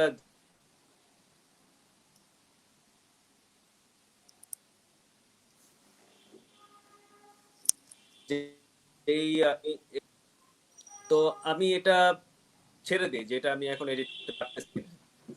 তো ওকে। যখন এই যে ইয়েটা শুরু হয়, কোয়ারেন্টাইনে আমরা চলে যাই, তখন আমি দেখি যে আমি এরকম ওই যে বাইরে দেখি অন্য লোকজনও তাই, সবাই বলে যে আমরা তো বের হতে পারি না, তখন আমার হঠাৎ করে মনে হয় যে এটা নিয়ে আমি আরেকবার এডিট করতে বসবো। তখন আমি ওই যে, তখন মনে হয় কি এটা আবার যেমন এখন এডিট করলে আর এটা হয়তো না, আগেও যেমন ওকে। হয় না, এখন যদি আবার আমি এডিট করি এটা হবে না আর কোনোদিন। এটা ওইটা ওই সময়ের একটা সময়ই আসলে মনে ডিমান্ড থাকে। হ্যাঁ, ওইটা ছিল যে এটাই যে একবার আপনি যেটা হারাবেন ওইটা আবার পাওয়াটা আবার মুশকিল, একই ফ্লো। তো আমার মনে হচ্ছে হুম এটা হুম। এডিট করা শুরু করি, এডিট করতে করতে আমার মনে হয় যে হ্যাঁ এখন একটা কিন্তু আমি এটা ফিল করতে পারতেছি, এখন আমার আবার সেই অভিজ্ঞতা, এবং এটা শুধু আমার পার্সোনাল না, আমার আশপাশের অনেকেরই একই অভিজ্ঞতা হচ্ছে, সবাই না বাট একটা হুম নির্দিষ্ট হুম হুম। শ্রেণীর মানুষের তো হচ্ছেই, আপনারও হয়েছে আমার মনে হয়। তো হ্যাঁ। তখন আমার এডিট করতে গিয়ে মনে হলো এখানে আসলে অনেক বেশি জিনিসপত্র আছে যেগুলোর আসলে কোনো মানে নাই। তখন আমি এই যে এডিটিং টেবিলে আমি একটা স্টোরি তৈরি করতে থাকি আর কি ওই ফুটেজ গুলা থেকে, এবং আমি বের করি যে এই যে আমি আমাকে দেখছি। আরেকটা জিনিস হয় যে আমার মনে হচ্ছিল যে এই লোকটা অন্য কেউ আর কি, এটা যে আমি, এটা আর আমার তখন মনে হইতেছিল না। তো এই লোকটা আসলে কি করে আমি ওইটা দেখা শুরু করি, কারণ এটা আমার আগের একটা ভার্সন, এটা আরো কয়েক বছর আগে। তো এখন আমি তাকে দূর থেকে দেখতেছি, এটা একটা ভালো যে একটা আম, কি বলে এটাকে, নির্মোহ জায়গা থেকে দেখা যেটাকে বলে আর হ্যাঁ, কি। তো নিউট্রাল সেটা দেখা একটা শুরু পয়েন্ট করি। থেকে। হ্যাঁ, তো ওইটা দেখি এবং এটাকে ছোট করে আনি, এবং আমি দেখি যে 16 মিনিটের মধ্যে আসলে আমি যেটা 52 মিনিটে বলতে চাচ্ছিলাম এটা আসলে বলাই 52 যায়। থেকে 16 মিনিট আসছে হ্যাঁ, কাট এটা আমার করে। মনে হ্যাঁ। হচ্ছে যে এটা একটা এডিটিং এর জায়গা থেকে বা ভাবনার জায়গা থেকে এটাও একটা বড় একটা এক্সারসাইজ বলবো আমার আমি, যে অনেক সময় আসলে অনেক কিছু দরকার নাই, দরকার থাকলে আমি অবশ্যই দেখাবো। যেমন যিনি ওডিসি বা লিখছেন বা হুম ইলিয়াড হুম লিখছেন হুম। ওইটা দরকার আছে, কিন্তু আমার হোমার। এই ক্ষেত্রে এটা দরকার নাই। হ্যাঁ, হোমারের কথা বলছি। তো আমার দরকার হচ্ছে একটু কমে, কমে আনলো সমস্যা নেই, আমারটা এত বড় ডিমান্ড করতেছে না। তো সেটা আমি তখন দেখাই যে একটা 16 লোক মিনিটে। যে কি, হ্যাঁ 16 মিনিট, যে যিনি বাসায় কনফাইন, বাট উনি ওনার এই যে কেওয়াটিক পরিবেশ, এই যে সাফোকেটিং পরিবেশ, এটা থেকে বের হয়ে উনি তার পার্শ্ববর্তী যে চিড়িয়াখানা আছে, যেটা কিনা ওইটাও একটা জেলখানা, বাট ওইখানে অন্তত উনি নেচারের একটা কাছাকাছি জায়গায় পৌঁছাইতে পারেন আর কি। তো উনি একটা খাঁচা থেকে আরেকটা খাঁচা যান, যেটা কিনা ওনার কাছে মনে হয় যে বেটার খাঁচা। তো এটা ছিল আমার ভাবনা আর কি। ওকে। আমরা এবার একটু শর্ট ফিল্ম সেকশনটা যদি একটু শেষ করি, তারপরে আমরা আপনার ফুল হ্যাঁ শিওর। লেন্থের বিষয়ে কথা বলবো। মেহেদী ভাই, আচ্ছা আমরা আচ্ছা। এই যে আমরা বিভিন্ন রকম আপনার কাজের কথা শুনলাম, আপনার অ্যাকচুয়ালি আপনার দেশের সেগুলো প্রদর্শনের ক্ষেত্রে বা আমরা সেগুলো কিভাবে দেখতে পারি, এই ব্যাপারগুলো নিয়ে আপনার চিন্তা ভাবনা কি? আমি কিন্তু সবসময় যেমন আমার প্রথম স্বল্পদৈর্ঘ্য চলচ্চিত্রগুলো সেটা আমি নিজে যা মুভ করছি, আমি যেমন জার্মান কালচারাল সেন্টারে নিয়ে গিয়ে দেখাইছি ওনাদেরকে ওকে। অ্যাপ্লাই করে, তারপর আমি অলিয়াস ফ্রসে দেখাইছি, ওইখানে যে বলছি অ্যাপ্লাই করছি, বলছে সিনেমা হল তো আমরা যে ওদের যে অডিটোরিয়ামটা আছে এটাতে আমরা একটা পেমেন্ট দিয়ে তারপরে আমরা এটা ভাড়া দিই। তো আমি বললাম যে আমাদের এই অবস্থা, আমার কাছে তো তখন আর কি আমার কাছে তো এটা ভাড়া নেওয়ার অবস্থা নাই, আমি দেখাইতে চাই। পরে বলে যে একটা অ্যাপ্লিকেশন করতে, তখন আমি হ্যাঁ হ্যাঁ। অ্যাপ্লিকেশন করে ওইখানে দেখাইও। তো আমি দেখাইছি, দেখানোর চেষ্টা করছি। এছাড়া অনেক ভেন্যুতে আমি ওকে। অনেকবার দেখাইছি আমার সিনেমাগুলো। তারপরে ফেস্টিভ্যাল, এখানে যেটা হয় শর্ট ফিল্ম ফেস্টিভ্যাল যেটা হয়, অনেক পুরনো ফেস্টিভ্যাল আমাদের, সেখানে আরো আমার সিনেমা দেখানো হয়েছে 2 বার আর কি। এখানে আমি দেখাইছি বিভিন্ন ভাবে, বা কেউ লিঙ্ক চাইলে আমি সাথে সাথে দিয়ে দিই। বা অনলাইনে, যেমন এ বোরিং ফিল্ম অনলাইনে ছিল, 2বার ছিল, একবার একটা জর্জিয়ান ফিল্ম ফেস্টিভ্যাল শেয়ার দিছিল, আর একবার হচ্ছে লোকার্নো দিছে, মানে 2বার দেখতে পারছি। তো আর তারপর আমি বাংলাদেশে এখানে সাতুরি ফাউন্ডেশন বলে একটা, সাতুরি মেডিটেশন বলে একটা ইনস্টিটিউট আছে, ওরা মেডিটেশন করে, ওকে। ওদের একটা সিনেমা দেখার সুন্দর জায়গা আছে ছোট, ওইখানে আমি এই বোরিং ফিল্ম কিন্তু প্রজেকশন করছি এই কোভিড এর মাঝামাঝি সময়ে, কোভিড এর ওই সময়টাতেই, যখন আর একটু ক্রিটিক্যাল সিচুয়েশন ছিল, যখন গ্যাদারিং গুলো আসলে শুরু হয় নাই, হুম মাত্র হুম আস্তে হুম। আস্তে শুরু হচ্ছে, তখন আমি দেখাইছি। তো দেখাচ্ছি আর কি। অনেকে মনে করে কি ফেস্টিভ্যালের সিনেমা এটা বোধহয় একটা আলাদা ধরনের সিনেমা, তারপরে আবার এখানকার সিনেমা আর কি, এগুলা খুবই, যারা আসলে বিভাজন তৈরি করতে চায় বা যারা আসলে কূটনীতি করতে চায়, এটা তাদের কথাবার্তা, এরকম কোনো ব্যাপার নাই। ফেস্টিভ্যাল হচ্ছে একটা জায়গা যেখানে কিনা আপনার পৃথিবীর বিভিন্ন জায়গা থেকে মানুষ আসতেছে, জড়ো হচ্ছে। এখন এটা তো একটা আসলে হয়ে গেছে যে এগুলা ফেস্টিভ্যাল, বড় বড় ফেস্টিভ্যাল এখানেও হইতে পারে, কোনো এক সময় হয়তো এখানে অনেক বড় একটা চলচ্চিত্র উৎসব হবে, এক সময় তো এখানেই ঢাকার জন্য পৃথিবীর অনেকে সবচেয়ে অ্যাপ্লাই বড়, করবে, হ্যাঁ। না তাই না, নালন্দা এখানে একটা বড় বিশ্ববিদ্যালয় ছিল, তখন তো মানুষ এখানে পড়তে আসতো হ্যাঁ অনেক হ্যাঁ, দূর দূরান্ত থেকে। অফকোর্স। এখন এটা নাই, এখন আপনার সংস্কৃতির অন্য যেটা কোথাও যেতে হবে। সেন্টার ছিল অ্যাকচুয়ালি। হ্যাঁ, সেন্টার এক এক সময় এক এক জায়গায়, অনেক সময় বাগদাদে ছিল, এখন হয়তো আবার অন্য জায়গায়, তাই না? এখন ফেস্টিভ্যাল গুলো ওইখানে, তো আপনি তো সিনেমা নিয়ে ওইখানে যাবেনই, সিনেমা নিয়ে যাবেন, আপনার লিটারেচার নিয়ে যাবেন, তারপরে কি বলে, মানুষ বুকার পাচ্ছে, নোবেল পাচ্ছে, তাকে মানে তো এই একটা অন্য ব্যাপারটাতে জায়গায় আপনার যে কম্পিট করতে ওপেন হচ্ছে। ওপেন একটা এক্সপ্লেনেশন দরকার, ওপেন একটা এক্সপ্লেনেশন দরকার, কোনো কনফ্লিক্টের জায়গা থেকে নাই, কারণ অনেকে হ্যাঁ হ্যাঁ, এটা বলে যে কনফ্লিক্ট না, এটা আপনি ফেস্টিভ্যালের ছবি, ওইখানেও, এটা দেশের ছবি, হ্যাঁ এভাবে বিভাজন এগুলো তৈরি হচ্ছে করে। খুবই বাজে কথাবার্তা। আপনি ওইখানেও দেখাচ্ছেন, এখানেও দেখাচ্ছেন, কথা অফকোর্স। হলো যে আপনার ওইখানে অনেক রকম লোক আসে, অনেক রকমের অ্যাপ্রিসিয়েশন হয়। আমার যদি অ্যাপ্রিসিয়েশন এখানে হয়, আমার যদি অনেক আমরা দেখি, আমরা যদি আলোচনা করি, ওইখানেই দেখাবো আমরা। সেটা যেখানে এখন স্পেস আছে, যেটা হচ্ছে সেটাই। আমার রিয়েলিটি, সেখানে তো আমার ওটা এক্সপ্লোর করতেই হবে। এরকম কোনো ব্যাপার নাই যে এরকম মেহেদী ভাই তো আমরা এরকম বিতর্ক আছে ওকে যে আমরা হুম। মেহেদী ভাই আমরা আপনার ফুল লেন্থ ফিল্মের ব্যাপারে আসি। আপনি প্রথম থেকে বলে আসছেন যে শর্ট ফিল্মটা একটা স্ট্রং মিডিয়াম, কিন্তু আমরা হ্যাঁ, ফুল লেন্থ ফিল্ম কিন্তু বানাবো। তো আমরা আপনার ব্যাপারে আসি। আপনি ফুল হ্যাঁ, লেন্থ ফিল্ম বানানোর ব্যাপারটা হাতে নিলেন সেন্ট সিটি। তো আপনি হ্যাঁ, প্রথমে হ্যাঁ। যেটা করলেন আপনার স্ক্রিপ্ট নিয়ে জার্নি শুরু করলেন, এটা নিয়ে একটু যদি বলেন। হ্যাঁ, প্রথমে হচ্ছে যে আমি একটা আইডিয়া ডেভেলপ করি। প্রথমে তো একটা আইডিয়া লাগবেই। আইডিয়াটা শিওর। আমি আমার আশপাশ থেকে নিই। আমি আমার চারপাশ থেকে গল্প বের করি যে ওইখানে আমার একাধিক প্লট গল্পের লাইন আছে আর কি। ওইটা আর কি একাধিক ক্যারেক্টার, তাদের মধ্যকার একটা সম্পর্ক, দুঃসম্পর্ক, বিভিন্ন জিনিস নিয়ে, কিন্তু আলাদা আলাদা স্টোরি লাইন আছে। তো ওইটা প্রথমে আমি একটা ট্রিটমেন্ট আকারে দাঁড় করাই। ট্রিটমেন্ট থাকে ওইটা 10-12 পৃষ্ঠা, কারণ প্রথমে আমার কাছে ফুল স্ক্রিপ্ট ছিল না। ওইটা নিয়ে আমি নেপালে একটা হুম। ল্যাব রাফ হয়, একটা আর কি। একাদেশমা ফিল্ম ল্যাব হয়, ওইটা লোকার্নো আর একাদেশমা নিয়ে করে। ওকে। সেখানে আমি নিয়ে যাই এবং ওইখানে বিভিন্ন ধরনের ফিডব্যাক পাই। ওইটা আমার অনেক কাজে লাগে। যেমন আমরা অনেক সময় ভাবি যে আমি হয়তো সবচেয়ে বেশি জানতেছি, আমার আশপাশের লোকজন কিছুই জানে না, ওরা বলতে পারবে না। এরকম থাকলে আর কি আমরা অনেক সময় ভুল করব। হ্যাঁ, আপনি হ্যাঁ, ডিসিশন নিবেন, অফকোর্স। কারণ অনেকে, যেমন আপনি আমাকে বললেন যে গল্পটা এরকম, গল্পটা হচ্ছে ধরেন ভূত নিয়ে, কিন্তু আপনি বললেন যে না, এটা হবে হুম। Western cinema. সেটা বা অন্য কোনো একটা জনরা বললেন যেটার সঙ্গে হয়তো আমার মিলতেছে না, বা আপনি হুম। সাইকোলজিক্যাল থ্রিলারে চলে গেলেন। তো আমি হয়তো তখন ওইটা নিতে পারতেছি না, যে আচ্ছা আমি তো এখন হররই বানাচ্ছি, আমি আসলে ওটা নিতে পারছি, সেটা আলাদা ডিসিশন। কিন্তু হুম। আপনাকে ফিডব্যাক দেওয়ার মতো আসলে অনেকেই আছে। সে হয়তো এমন একটা কথা বলবে যেটা আপনি কখনো ভাবেনি নেই। তো ওই হুম। ফিডব্যাক গুলো পাওয়ার পর আমি এসে আবার স্ক্রিপ্টটা ট্রিটমেন্টটা আবার ডেভেলপ করি এবং একটা ফার্স্ট ড্রাফট করি আর কি স্ক্রিপ্ট। তো ওইটা পাঠাই আবার লোকার্নোতে। তো ওইখানে কি আমি আবার ফিডব্যাক পাই বিভিন্ন স্ক্রিপ্ট রাইটার, তারপর স্ক্রিপ্ট কনসালটেন্ট, প্রডিউসার্স, বিভিন্ন জন। সবকিছু যে নেওয়ার মতো তা না, কিন্তু অনেক কিছু গুরুত্বপূর্ণ সেগুলো আমি নেই। এবং এরপর অফকোর্স। আরো স্ক্রিপ্টের আরো ড্রাফট হয়। আহ, এই তো আস্তে আস্তে ওইটা ফোর্থ ড্রাফট, ফিফথ ড্রাফট, এই যে ফিফথ ড্রাফটটা হওয়ার পরই আমি আমার প্রডিউসারদেরকে দিয়ে দিছি। সেটা এখন বিভিন্ন ফান্ডিং এর জন্য অ্যাপ্লাই করা হচ্ছে আর কি। এই তো ফিল্মের প্রডিউসার কারা কারা মেহেদী ভাই? এটা হচ্ছে আমার এখানকার প্রডিউসার হচ্ছে রুবাইয়াত হোসেন, খনা টকিজের। তারপরে সিনেমা কোকন ওকে, থেকে ওকে। আছে আদনান। কর্ণাটকিস, আদনান বিখ্যাত ফিল্ম হ্যাঁ, maker Khana of talkies course. আছে। হ্যাঁ, হ্যাঁ, ওনারা আসছেন। এবং আমার ফ্রেঞ্চ প্রডিউসার আছেন একজন, ফ্রাঁসোয়া। এটা হচ্ছে আপাতত আপডেট। এরপর দেখা যাক আরো কেউ যদি এঙ্গেজড হয়, তখন আমরা ওইভাবে চিন্তা করবো আর কি, যার কোথায় কোথায় অ্যাপ্লাই করা যায়। আমরা আপনার একটা এক্সপিরিয়েন্স হয়েছে সেটা নিয়ে একটু জানতে চাচ্ছি, যে সুইজারল্যান্ডে আপনি স্ক্রিপ্ট লেখার জন্য একটা রেসিডেন্সিতে ছিলেন। ওই অভিজ্ঞতাটা যদি হ্যাঁ। আমাদের সাথে একটু শেয়ার করেন মেহেদী ভাই। ওইটা হচ্ছে আমি ওই যে লোকার্নোতে যখন যাই 2018-তে, তখন ওরা একটা রেসিডেন্সি দেয় আমাকে 2 মাসের। ওইটা একটা খুব সুন্দর একটা ভিলা, উইন্টার থুর বলে ওদের জুরিকে একটা শহর আছে, ওইখানে আপনি 2 মাস থাকবেন। স্ক্রিপ্ট লিখতেই হবে এমন কোনো কথা না, আপনি ওই শহরটা ওকে। এক্সপ্লোর করবেন, এটা হচ্ছে মূল কারণ। তো আমি ওই সময় স্ক্রিপ্ট কিছুটা লিখছি আসলে। স্ক্রিপ্ট থেকে বেশি আমি ওই শহরটাই এক্সপ্লোর করছি বেশি। ওই শহরটা দেখা, জানা, ওইখানে খুব ভালো ভালো মিউজিয়াম আছে। আমি ওইখানেই প্রথম ভ্যান গগের পেন্টিং গুলো দেখি সামনে থেকে। আমি আচ্ছা, জানতামই না যে আচ্ছা। এখানে ভ্যান গগের কোনো পেন্টিং আছে, বা মনের পেন্টিং, সেজানের পেন্টিং ছিল, স্টিল লাইফ। এটা একটা খুব ইন্টারেস্টিং অভিজ্ঞতা ছিল আমার।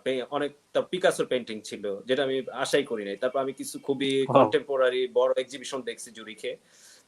সেগুলো একটা ভালো অভিজ্ঞতা ছিল। এবং জুরিখে আমি নানান ধরনের মানুষের সাথে মিশছি, এটাও একটা মজার জিনিস। জার্নালিস্ট, পেইন্টার, বিভিন্ন লোকজনের সাথে আমার দেখা হয়েছে। তারপরে হচ্ছে বাজারে যারা হাট, ওদের একটা হাট বসে, ওই হাটের যে লোকজন তাদের সাথে দেখা হয়েছিল, আবার গ্রাম থেকে আসে। তো ওদের ওখানে হাট বসে, ওইটা খুব ইন্টারেস্টিং হাট আর কি। ওই দিন আপনি একটু কম দামে কিনতে পারবেন জিনিসপত্র, বাজার সদাইটা করতে পারবেন অন্যরকম ভাবে। এই তো আর কি, সবকিছু মিলে ওইটা একটা অন্যরকম দারুণ অভিজ্ঞতা, একটা যেটা আমার মনে হচ্ছে মজার দিন শুধু কাজ। স্ক্রিপ্ট না, বা মানুষকে দেখা বা অন্য কালচারকে দেখার জায়গা থেকে সিনেমার এটা আসলে একটা বিউটি। ফেস্টিভ্যালে আসলে শুধু যে আমি সিনেমা নিয়ে যাচ্ছি, বা এই সমস্ত রেসিডেন্সিতে যে আসলে আমরা সিনেমা নিয়ে যাচ্ছি তা না। এটা হচ্ছে আপনার মানুষের সাথে মানুষের ইন্টারাকশন হচ্ছে।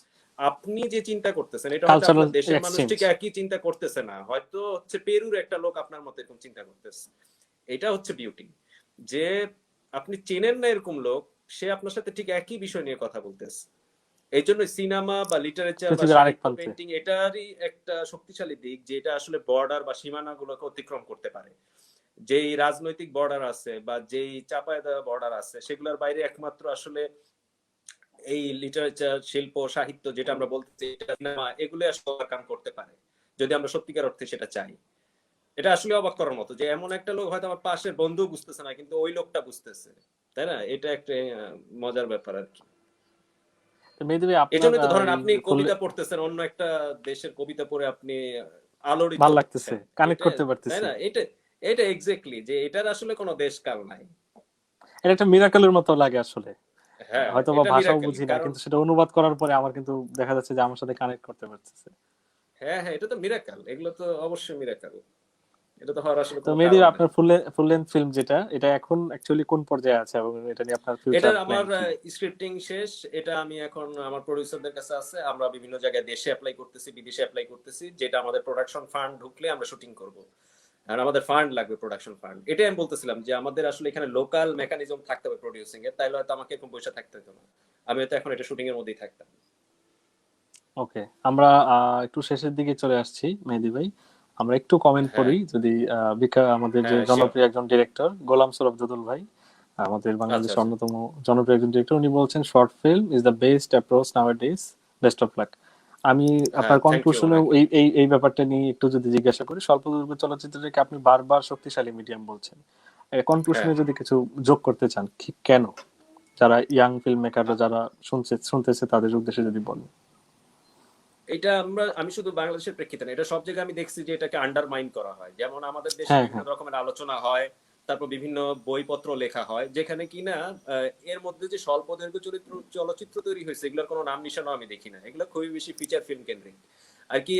আমাদের দেশে কেন এটা নাই, কেন আমরা সব সময় বেশি এরকম টাইপের আর কি, আহ, যেটা বড় সেটা কি গুরুত্ব দেওয়া, এই টাইপের ক্লিশে চিন্তা ভাবনা থেকে আর কি, চিন্তা ভাবনার মধ্যে আমরা সবসময় থাকি। এগুলো খুবই হুম, ক্লিশে হুম। চিন্তা ভাবনা। কারণ কোন জিনিস ছোট ছোট না, এটার পাওয়ার আছে, ক্ষমতা আছে কিনা সেটা হলো বিষয়, এটা আপনাকে ইফেক্ট করে কিনা সেটা হলো বিষয়। আপনি একটা ধরেন 200 পাতার বই অফকোর্স। পড়লেন, ওটা কিছুই হলো না, আবার আপনি একটা 5 লাইনের জিনিস পড়লেন, আপনাকে ইফেক্ট করতেই পারে।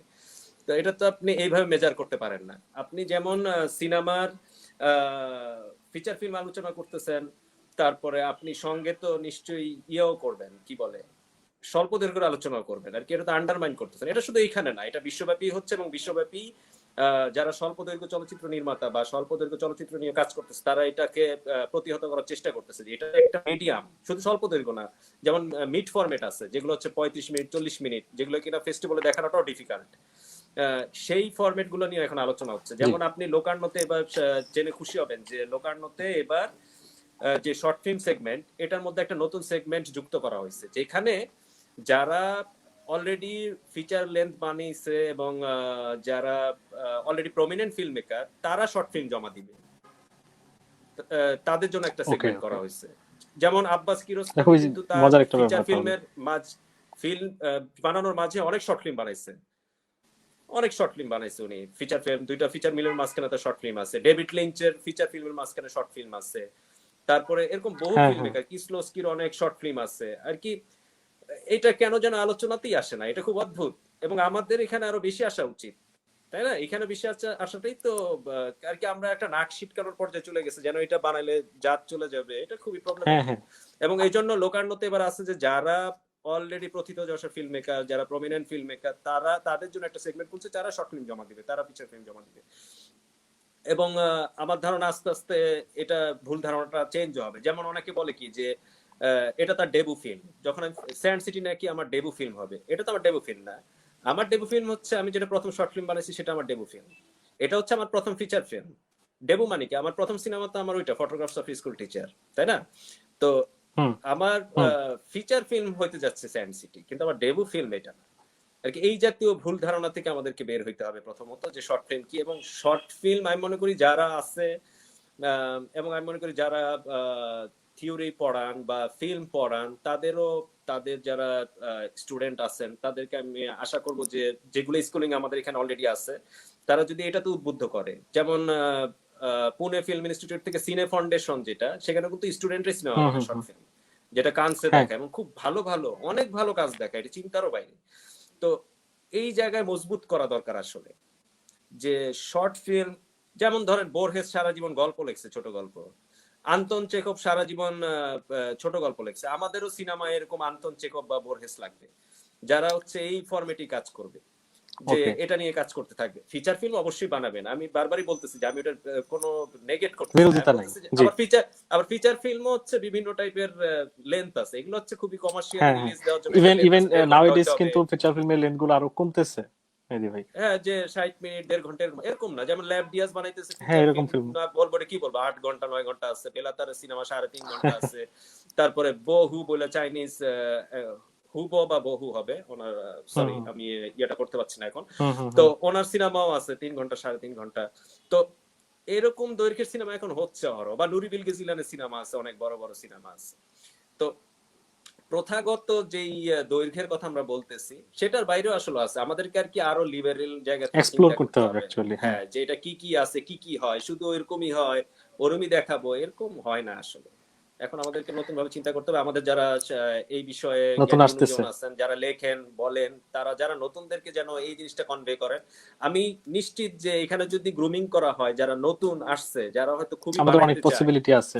হ্যাঁ, তাদেরকে যদি গ্রুমিং করা, তাদের মধ্যে যদি 10 জনও বানায়, তাহলে একটা স্ট্রং একটা কালচারাল ইম্প্যাক্ট তৈরি হবেই, যে এখান থেকে এরকম তৈরি হচ্ছে, যে এত ভালো স্বল্প দৈর্ঘ্য তৈরি হইতেছে বলতে বাধ্য হয় মানুষ। তখন আপনি দেখবেন যে একটা অন্যান্য সুযোগ সুবিধা আপনি পাইতে থাকবেন। হ্যাঁ, একটা তখন আপনি দশ ওয়েভের ঘন্টার ওয়েভ বানান, আট আসার ঘন্টার পসিবিলিটি বানান, তৈরি হবে। অসুবিধা না। হ্যাঁ, একজন লিখছেন, exactly. I think this type of movie should be available in online that why all type of people can get easily. মানে আমরা আসলে আবার একটা দেখছি যে ফুল লেন্থ ফিল্মগুলো কিন্তু আমরা মার্কেটিং বা বাজারজাতকরণের ক্ষেত্রে একটা ভালো বেনিফিশিয়ারি পাচ্ছি। সেই জায়গায় কিন্তু হ্যাঁ শর্ট এটা, ফিল্মগুলো আমরা চাইলেই কিন্তু অনলাইনে দেখতে পাচ্ছি না। এটা কিন্তু একটা হ্যাঁ ভালো এটা, ব্যাকড্রপ। হ্যাঁ এটা হচ্ছে, এটা আস্তে আস্তে হবে। যখন ধরেন এখানে অনেকগুলো শর্ট ফিল্ম তৈরি হবে, এখান থেকে দেখবেন আরো 3-4 জন বের হবে, যারা হচ্ছে আবার শুধু এই প্ল্যাটফর্ম, যেমন ধরেন লাগ ভেলকি বলে একটা প্ল্যাটফর্ম আছে, হ্যাঁ হ্যাঁ, যেখানে অলরেডি আপনি একটা স্ট্রিমিং এখন প্ল্যাটফর্ম। শর্ট ফিল্ম আছে, সেখানে আমাদের শর্ট ফিল্ম গুলো জি। আছে অনেকেরই। তো আমার মনে হয় যে এটাও একটা অ্যাপ্রোচ, এখানেও দেখাইতেছে। তো আমার মনে হয় এরকম আস্তে আস্তে অনেকে হয়তো আসবে, যদি একটা আর কি ডিস্ট্রিবিউশনের ব্যাপার আসে বা সেলিং পয়েন্ট তৈরি হয়, ওকে। ওগুলো দরকার আছে, মেহেদী ভাই, ওগুলো আমরা আস্তে আস্তে আমরা হবে আমরা যখন। আমরা দারুণ একটা আলোচনা করছিলাম, কিন্তু আসলে সময় স্বল্পতা, আমরা শেষ দিকে চলে হ্যাঁ, আসছি। আমার আমি মনে যদি হয় আরো একটা কিছু অনেক কিছু প্রশ্ন আসলে দেখা বলার, যাচ্ছে। হ্যাঁ আমরা একটু যদি শেষ দিকে আসি, আপনার ব্যক্তিগত একটা যদি ইন্সপিরেশনের জায়গায় আসি। আপনি প্রথম ফিল্ম দেখা বানিয়েছিলেন আব্বাস কিয়ারোস্তামিকে, একটা বলা যায় যে ওনার একটা শ্যাডো আপনি আপনার ফিল্মে রাখার চেষ্টা করেছিলেন। আবার আপনি আব্বাস কিয়ারোস্তামির একটা কবিতাও ট্রান্সলেটের কাজ করছেন। তো হুম। ওনার একটা ইম্প্যাক্ট বা ওনাকে আপনার ভালো লাগার একটা জায়গা কেমন, সেটা ওনাকে আপনি কিরকম ভাবে আহ, ফলো করেন, বা ওনার ফিল্মগুলো আপনাকে কিভাবে ইম্প্যাক্ট ফেলছিল, সেটা নিয়ে যদি একটু বলেন। হ্যাঁ, ব্যক্তিগতভাবে ওনার আপনার সিনেমা তো আমার ভালো পছন্দের লাগে। ফিল্ম মেকারদের নিয়েও বলতে পারেন। জি। হ্যাঁ হ্যাঁ, শিওর শিওর। আমার প্রিয় ফিল্ম মেকারদের মধ্যে উনি একজন। ওনার সিম্পলিসিটির ওকে। জন্য, বা ওনার সিনেমা অ্যাপ্রোচ একদমই ভিন্ন, আমি আরেকভাবে বানাই, কোনো মিল নাই। আচ্ছা আচ্ছা। বাট ওনার যে ভাবনা বা সিনেমা নিয়ে ওনার যে চিন্তা ভাবনা, সেটা আমাকে অবশ্যই প্রভাবিত করে, যে কত অল্পে আপনি অনেক বলতে পারেন, কত সিম্পল ভাবে আপনি অনেক কিছু বলতে চাইতে পারেন। অত সিম্পলিসিটি আমার পক্ষে সম্ভব না, নানান কারণেই, হয়তো আমাদের জীবনযাত্রা বা আমার নিজের জি ব্যক্তিগত জি। জীবন, ওইটা সম্ভব না, কিন্তু ওইটা সবসময় আমার কাছে ঈর্ষণীয়, যে এটা কিভাবে সম্ভব আর কি। এত ছোট জিনিস কিভাবে এত বিউটিফুল হইতে পারে, এত মুন্ডান জিনিস যেটা কিনা আপাতত গুরুত্বহীন, সেটা কিভাবে এত সুন্দর হইতে পারে, এটা আর কি অবশ্যই প্রভাবিত করে। এটা ওনার কবিতাতেও আছে, এটা ওনার সিনেমাতেও আছে, বা ওনার জীবন দর্শনটা আসলে এরকম। এটা তো আসলে কেউ ফিলোসফিক্যাল তার জায়গা মতো হতে থেকে। পারে না, বাট হ্যাঁ, এটা অবশ্যই প্রভাবিত করে আমাকে। তো ওনার কবিতাগুলো এই জায়গা থেকেই আমি অনুবাদ করছি, যে ওইখানে যে সিম্পলিসিটি আছে প্রত্যেকটা। হুম হুম। আবার কবিতাগুলো খুব ইন্টারেস্টিং, প্রত্যেকটাই এক একটা ভিজুয়ালস, এমন ভিজুয়ালস যেটা হচ্ছে আপনাকে অনেক দূর ভাবতে সাহায্য করবে। ইভেন কেউ একজন বলছিল যে ওনার কবিতা দিয়ে আসলে প্রতিটা দিয়ে আপনি একটা শর্ট ফিল্ম বানাইতে পারবেন, ওয়াও। নাকি প্রতিটার মধ্যে একটা সিন আছে, প্রতিটার মধ্যে একটা ভিজুয়ালস আছে, যেটা হয়তো একটা মুহূর্ত দেখাচ্ছে, বাকিটা আপনি এলাবোরেট করবেন। আর কি আপনার ব্রেন স্টর্মিং করার জন্য উনি হেল্প করবে আপনাকে, যে এটা বললেন এরপর আচ্ছা এদের মধ্যে কি হয়েছে। হুম হুম যেমন একটা বাচ্চার হাতে হয়তো একটা লাল আপেল পড়তেছে একটা কবিতায়, তো এইটা থেকে আপনি দৃশ্যটা চিন্তা করতে থাকেন যে এই লাল আপেলটা নিয়ে আসলে সে কি করবে, সে আসলে রাস্তায় হেঁটে স্কুল থেকে যাওয়ার পথে হয়তো ঘটনা ঘটছে, এখন এই আপেলটা নিয়ে কি সে তার বন্ধুর সাথে ভাগাভাগি করে খাবে, নাকি হচ্ছে ওইটা রেখে দিবে ওর বোনকে নিয়ে খাবে, নাকি এটা সে অন্য কিছু করবে। আপনি অনেকগুলো আর কি সম্ভাবনা তৈরি হচ্ছে। অনেক কবিতাতে এরকম আছে, কিন্তু ওনার গুলো হুম। হচ্ছে একদমই পরিষ্কার, খুবই দেখা যায়, শোনা যায়, অনুভব করা যায়, একটা অনেক দূর নিয়ে যায়, ওই জায়গাটা ওনার কবিতার মধ্যে আছে। তো এই জন্য আমি অনুবাদ করতেছি, এটা হচ্ছে। আর কবিতা অনুবাদের মধ্যে একটা মেডিটেটিভ ব্যাপার আছে, যে আচ্ছা আমি ওরকম করে ভাবলে হ্যাঁ। কিরকম হয় আর কি। আমাদের তো খুবই ডিস্ট্রাকশন, তো ওইটার মধ্যে হুম। এটা করলে খুব কাজে দেয়। ট্রান্সলেশন খুব ভালো জিনিস, অনুবাদ খুবই ভালো একটা ব্যাপার আর কি। যে কোনো, যেমন আন্তন চেকোভের আমি পড়তেছিলাম, উনি হচ্ছে অনুবাদ না, শুধু তলস্তয়ের বোধহয় খুব সম্ভবত একটা গল্প হুবহু লিখতেছে শুরু থেকে শেষ পর্যন্ত, আচ্ছা। তাকে একই জিনিসই লিখতেছে। বা যেমন ভ্যান ওনার মতো গোগো করে। মিউজিয়ামে গেছে এবং হুবহু ওই পেন্টিংটাই উনি আবার আঁকতেছে, না একদম হুবহু আঁকতেছে। কিন্তু আচ্ছা আচ্ছা। সিনেমা এটা একটু মুশকিল, যে আমি হুবহু এটা আর কি। এটা হচ্ছে এক ধরনের প্রথমে প্র্যাকটিসের জায়গা থেকে, যে ওনাকে দেখা ওনাকে দেখা ওনাকে দেখা বারবার দেখা আর কি, একদম ছিবড়া বানায় ফেলানো আর কি, যে এটা আমার কি আছে এটার মধ্যে। তারপরে আস্তে আস্তে ওটা থেকে আপনি বের হচ্ছেন। কিন্তু লেখকরা করে ফিল্ম মেকিং এটা আর কি সম্ভব হয় না আর কি, যে এত সো লাক্সারি টাফ। তো নাই, যে এত হুম হুম বড় হুম। সিনেমা আমি পুরাটা করবো, আবার এটা তো পারতেছি না, বা ছোট সম্ভব না। ছোট। তো কবিতার জায়গা থেকে দেখলাম যে আচ্ছা কবিতাতে তো সম্ভব, আপনি যখন সিনেমা বানাচ্ছেন না তাহলে এটা করি। তো উনি আমার প্রিয়। ওকে। তারপরে এরকম আরো প্রিয় আছে ফিল্ম মেকার, তারকোভস্কি তো আমাদের সবাই প্রিয়। ওনার মধ্যে ওই পোয়েট্রি আছে। আসলে ওনারা দুজন একই কাজ করতেছে একটু হুম। ডিফারেন্ট ফিলোসফিক্যাল ওয়েতে। দর্শনটা কিন্তু প্রায় কাছাকাছি। তারপরে হ্যাঁ, কিসলোস্কি আমার প্রিয়। কিসলোস্কি পোলিশ ফিল্ম মেকার, উনি দেখেন জীবনের আর কি খুবই ডার্ক দিক, পুরো উল্টা। যেমন কিরোস্তামি হচ্ছে খুবই একটা অপটিমিজম আছে এটার মধ্যে। আর কিরোস্তামি কিসলোস্কি হচ্ছে একদম পেসিমিস্ট আর কি, জীবন অন্ধকার আর কি, কিছুই নাই। তো ওকে। এটা একটা আহ, একটা দুই ধরনের ডান দিকে একটা জায়গা আছে। তো এটাই তো মজা, যে আর কি আপনার দ্বন্দ্ব আছে হ্যাঁ হ্যাঁ। বলেই তো আপনি এটাই মানুষ, ভেরিয়েশন। বা আপনি জি। আধুনিক মানুষের এটা একটা বৈশিষ্ট্য বলা যায় আর কি, যে সে সবসময় একটা এরকম দ্বন্দ্বের মধ্যে থাকবেই।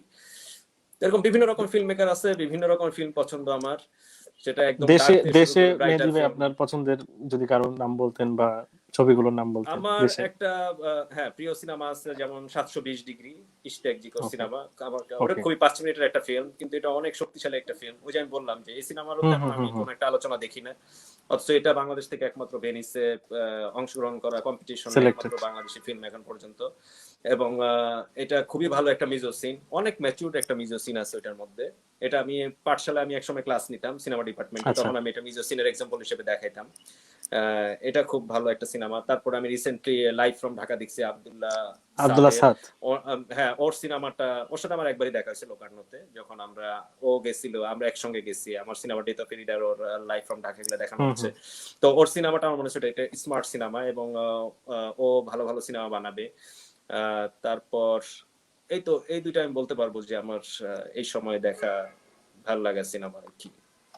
মেহেদী ভাই আমরা লম্বা একটা আলোচনা দিলাম, তারপর আমার মনে হয় আলোচনা অনেক কিছু থেকে গেছে, আমরা হয়তো বা আপনার সাথে হ্যাঁ, আবারও কথা বলার চেষ্টা আমি দু করব। একটা কথা একটু জি। বলতে চাই, যেটা শিওর শিওর। এটা একটু বলতে হবে।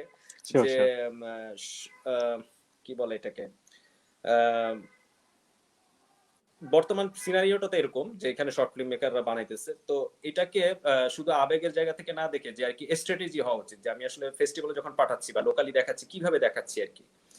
ফেস্টিভ্যালে পাঠানোর সময় মনে করি যে অ্যাপ্রোচটা জানা, যে কোন কোন ফেস্টিভ্যাল কেমন। হুম হুম। যেটাতে পাঠালে আসলে গুরুত্বপূর্ণ ফেস্টিভ্যালও আছে, যেগুলোতে পাঠালে আর কি আমি অনেক বেশি রিচ করতে পারবো বা ডিস্ট্রিবিউটর পাইতে পারি, অনেক মাথায় রাখলে ভালো আর কি আমার মনে হয়। আর কি একটা ডিজাইনও করা উচিত, যে কিনা আপনি একজন বানাবে সঙ্গে যেন আর কি এটা জানার থাকাটাও জরুরি। হতে পারে যে আমার প্রডিউসার জানবে অথবা আমি নিজেও জানবো, এটা জানাটা হুম অত হুম হুম। কঠিন না। এটা জানলে পরেও ভালো। তারপর আরেকটা জিনিস হচ্ছে যে আমি রাইটিং, যে আমি কোথাও যদি শর্ট ফিল্ম গ্র্যান্টও দেয়, কোথাও কোথাও ফান্ড দেয়, ওগুলো একটু খুঁজে বের করা এবং কিভাবে লিখতে হয়। যেমন তাহলে আসলে একটা মেকিং এর আগে আমি কিছু টাকা পাচ্ছি, এটা আমার জন্য একটা বিরাট হ্যাঁ, হেল্পের ওইটা জায়গা। যদি আমি টাকাটা বের করতে পারি, কোথাও কোথাও ভালোই হুম। টাকা দেয়, অথবা যদি আমি হ্যাঁ হ্যাঁ। ক্রাউড ফান্ডিং করি। ক্রাউড ফান্ডিং করতে পারি আমি, যে আমার স্ক্রিপ্ট এটা, আমার লগ লাইন আছে, আমার স্ক্রিপ্ট আপনার আছে, ভালো আমার লাগলে সিনপসিস টাকা দেন। আছে, অথেন্টিক আর কি যেটা, এবং আমার হুম মুড হুম বোর্ড হুম। আছে, আমার ভিজুয়ালস আছে, স্টোরি বোর্ড আছে, সব দিয়ে একটা পেজ ক্রিয়েট করে টাকা কালেক্ট করা। এখন তো ওয়ার্ল্ড ওয়াইড এরকম করাই যায়। আমি হয়তো হ্যাঁ। লোকালি কারো কারো কাছ থেকে টাকা নিলাম, যদি আমার 5 জন বন্ধু আমাকে এক একজন যদি 20,000 টাকা করে দেয়, আমার 1 লাখ টাকা হয়ে যাচ্ছে। 1 লাখ টাকা। এখন আমাকে অনেক সময় হয় না, অনেকের হয়তো উদ্ধৃতি টাকা আছে, আমি সেটার কথা বলতেছি, কারণ এখানে তো আমি এখন সঙ্গে সঙ্গে লাভ দেখাইতে পারতেছি না আসলে। না। এটাও সত্য, ওইটা আবার ক্লিয়ার হয়ে নিতে হবে। আর হ্যাঁ, ক্রাউড হ্যাঁ। ফান্ডিং করলে হচ্ছে ওই অ্যাপ্রোচে করতে হবে যে আমি সবাই থেকে টাকা উঠাচ্ছি, এবং তারপরে তাদের কাছে সৎ থাকা যে আমি জিনিসটা যেটা করতেছি এটা অথেন্টিক, ওইটা করতে পারি আর কি। তো টাকা উঠানোর একটা লোকাল, আমি মনে করি শর্ট ফিল্মের ক্ষেত্রে লোকাল টাকা সংগ্রহ করা সম্ভব একটা পরিসরে। কারণ আমি মনে করি এই ক্ষেত্রে প্রডিউসাররা কম রিস্ক নিয়ে আগে আসতে পারেন চাইলে, এবং বাইরেও ফান্ড আছে কিছু কিছু অল্প, সেখানে কিভাবে লিখে পাঠাইতে হয় সাইকোয়েন্স। সেটা জানতে হবে। এই হুম, হুম। আরো অনেক কিছু বলার ছিল, যাই হোক। মানে একই সাথে মেহেদী ভাই আমাদের জানার ব্যাপারটাতে অনেক আগাতে হবে, যেহেতু আমাদের রিসোর্সের জায়গাটা কম, সেহেতু আমাদের হুম, ফিল্মটা সাথে নিয়ে কোন জায়গায় আমি আসলে আমার এই রিসোর্স নিয়েই পৌঁছে যেতে পারি সেটার জন্য আমাকে আরো জানতে হবে, আর একটু এক্সপ্লেন হ্যাঁ করতে হ্যাঁ, নতুন জানতে যারা। হবে, জানতে হবে। হ্যাঁ। সর্বশেষ নতুন যারা ফিল্ম মেকার, যারা অনেক বুকে আশা নিয়ে আসলে শর্ট ফিল্মের জগতে ঢুকেছে, তাদের আসলে কাজ করার হ্যাঁ, অনেক দূর যাওয়ার ইচ্ছা, তাদের উদ্দেশ্যে যদি কিছু বলেন মেহেদী ভাই, আমরা এরপর শেষ করবো। ওই যে সিরিয়াসলি আসতে হবে যে আমি সিরিয়াসলি বানাবো আর কি, একটা বানানোর পর আবার নাই হয়ে গেলাম ওরকম করা যাবে না আর কি, বা মনে হলো যে আচ্ছা আর হবে না, ওরকম দন মনে করে না আসলে আসলে হবে না আর কি। আপনাকে ডেডিকেটেডলি আসতে হবে। হ্যাঁ, কিছু রিস্ক তো আপনার নিতেই হবে, আপনার হতাশা আসবে, হতাশা আসাটাই স্বাভাবিক, ফার্স্ট্রেশন তো আসবেই, সবারই আসে, হুম, আমারও আসছে। কিন্তু ওইটা থেকে আর কি আপনাকে আবার রিকভার করার মনোবলটা থাকতে হবে এবং বানায় ফেলতে হবে। এবং আমি মনে করি বানানোই হচ্ছে সমাধান, আপনি কাজটা করলেই সমাধান হবে, ভাবলে হবে না আর কি, কাজটা করে ফেলতে হবে। এটা ভালো খারাপ পরে আর কি, ওটা বানায় ফেলতে হবে, খারাপ হলে তো আমি হুম, বুঝবো হুম। এটা জঘন্য হয়েছে, তাইলে আমি আবার বানাবো আর ওকে। কি। যদি এমন করে অনেকেরই আছে যাচ্ছে এটা বানাইলে কি যেন হবে আর কি, ওইটা ওই করলে চিন্তা। হবে না। হুম, না না, ওটা আপনার বানাইতে হবে। বানাইলে তো আমি আপনার দেখবো যে আপনার আসলে ফিল্ম মেকারদের এটা একটা এম্বারেসিং ব্যাপার আর কি, আপনার দেখে ফেলতেছেন আমার মাথার ভিতরে কি আছে আর কি, অন্যদের যেটা নাই আর কি। আমি তো আর জি। আপনাকে যেমন আবার এগুলো থাইকেও যাচ্ছে, লোকে দেখতেছে আর কি, মান সম্মান নিয়ে টানাটানি হবেই আর কি। তো এটা তারপরেও কাজ কোনো করে যেতে বিকল্প হবে। নাই, হ্যাঁ করতে হ্যাঁ। হবে আর কি। আপনার এত লজ্জা পাইলে হবে না, আপনি শো মাস্ট ব্যর্থ গো হবেন, অন। আপনি মুক্ত হয়ে পড়বেন, এটা মাইনেই বানাইতে হবে। হ্যাঁ, সেটাই। মেহেদী ভাই, অনেক দারুণ একটা প্রাণবন্ত আলোচনা হলো। আমি আশা করছি হ্যাঁ, সিনেগরের যারা দর্শক যারা দেখছিলেন, আমি মনে হয় সবগুলো কমেন্টই পড়তে পেরেছি। তারপর আপনারা এরপরও লাইভ ভিডিওটি এখানে থাকবে, আমরা হয়তো বা আমাদের ইউটিউব চ্যানেলও দেবো, আপনারা সব জায়গাতে আপনাদের কমেন্ট জানাতে পারেন। এবং আমরা পরবর্তীতে মেহেদী ভাইকে আবারও হয়তো বা তার যখন ফুল লেন্থ ফিল্মটা নিয়ে আমরা একটা ফাইনালাইজেশনে যাব, তখন আমরা চাই ওনাকে।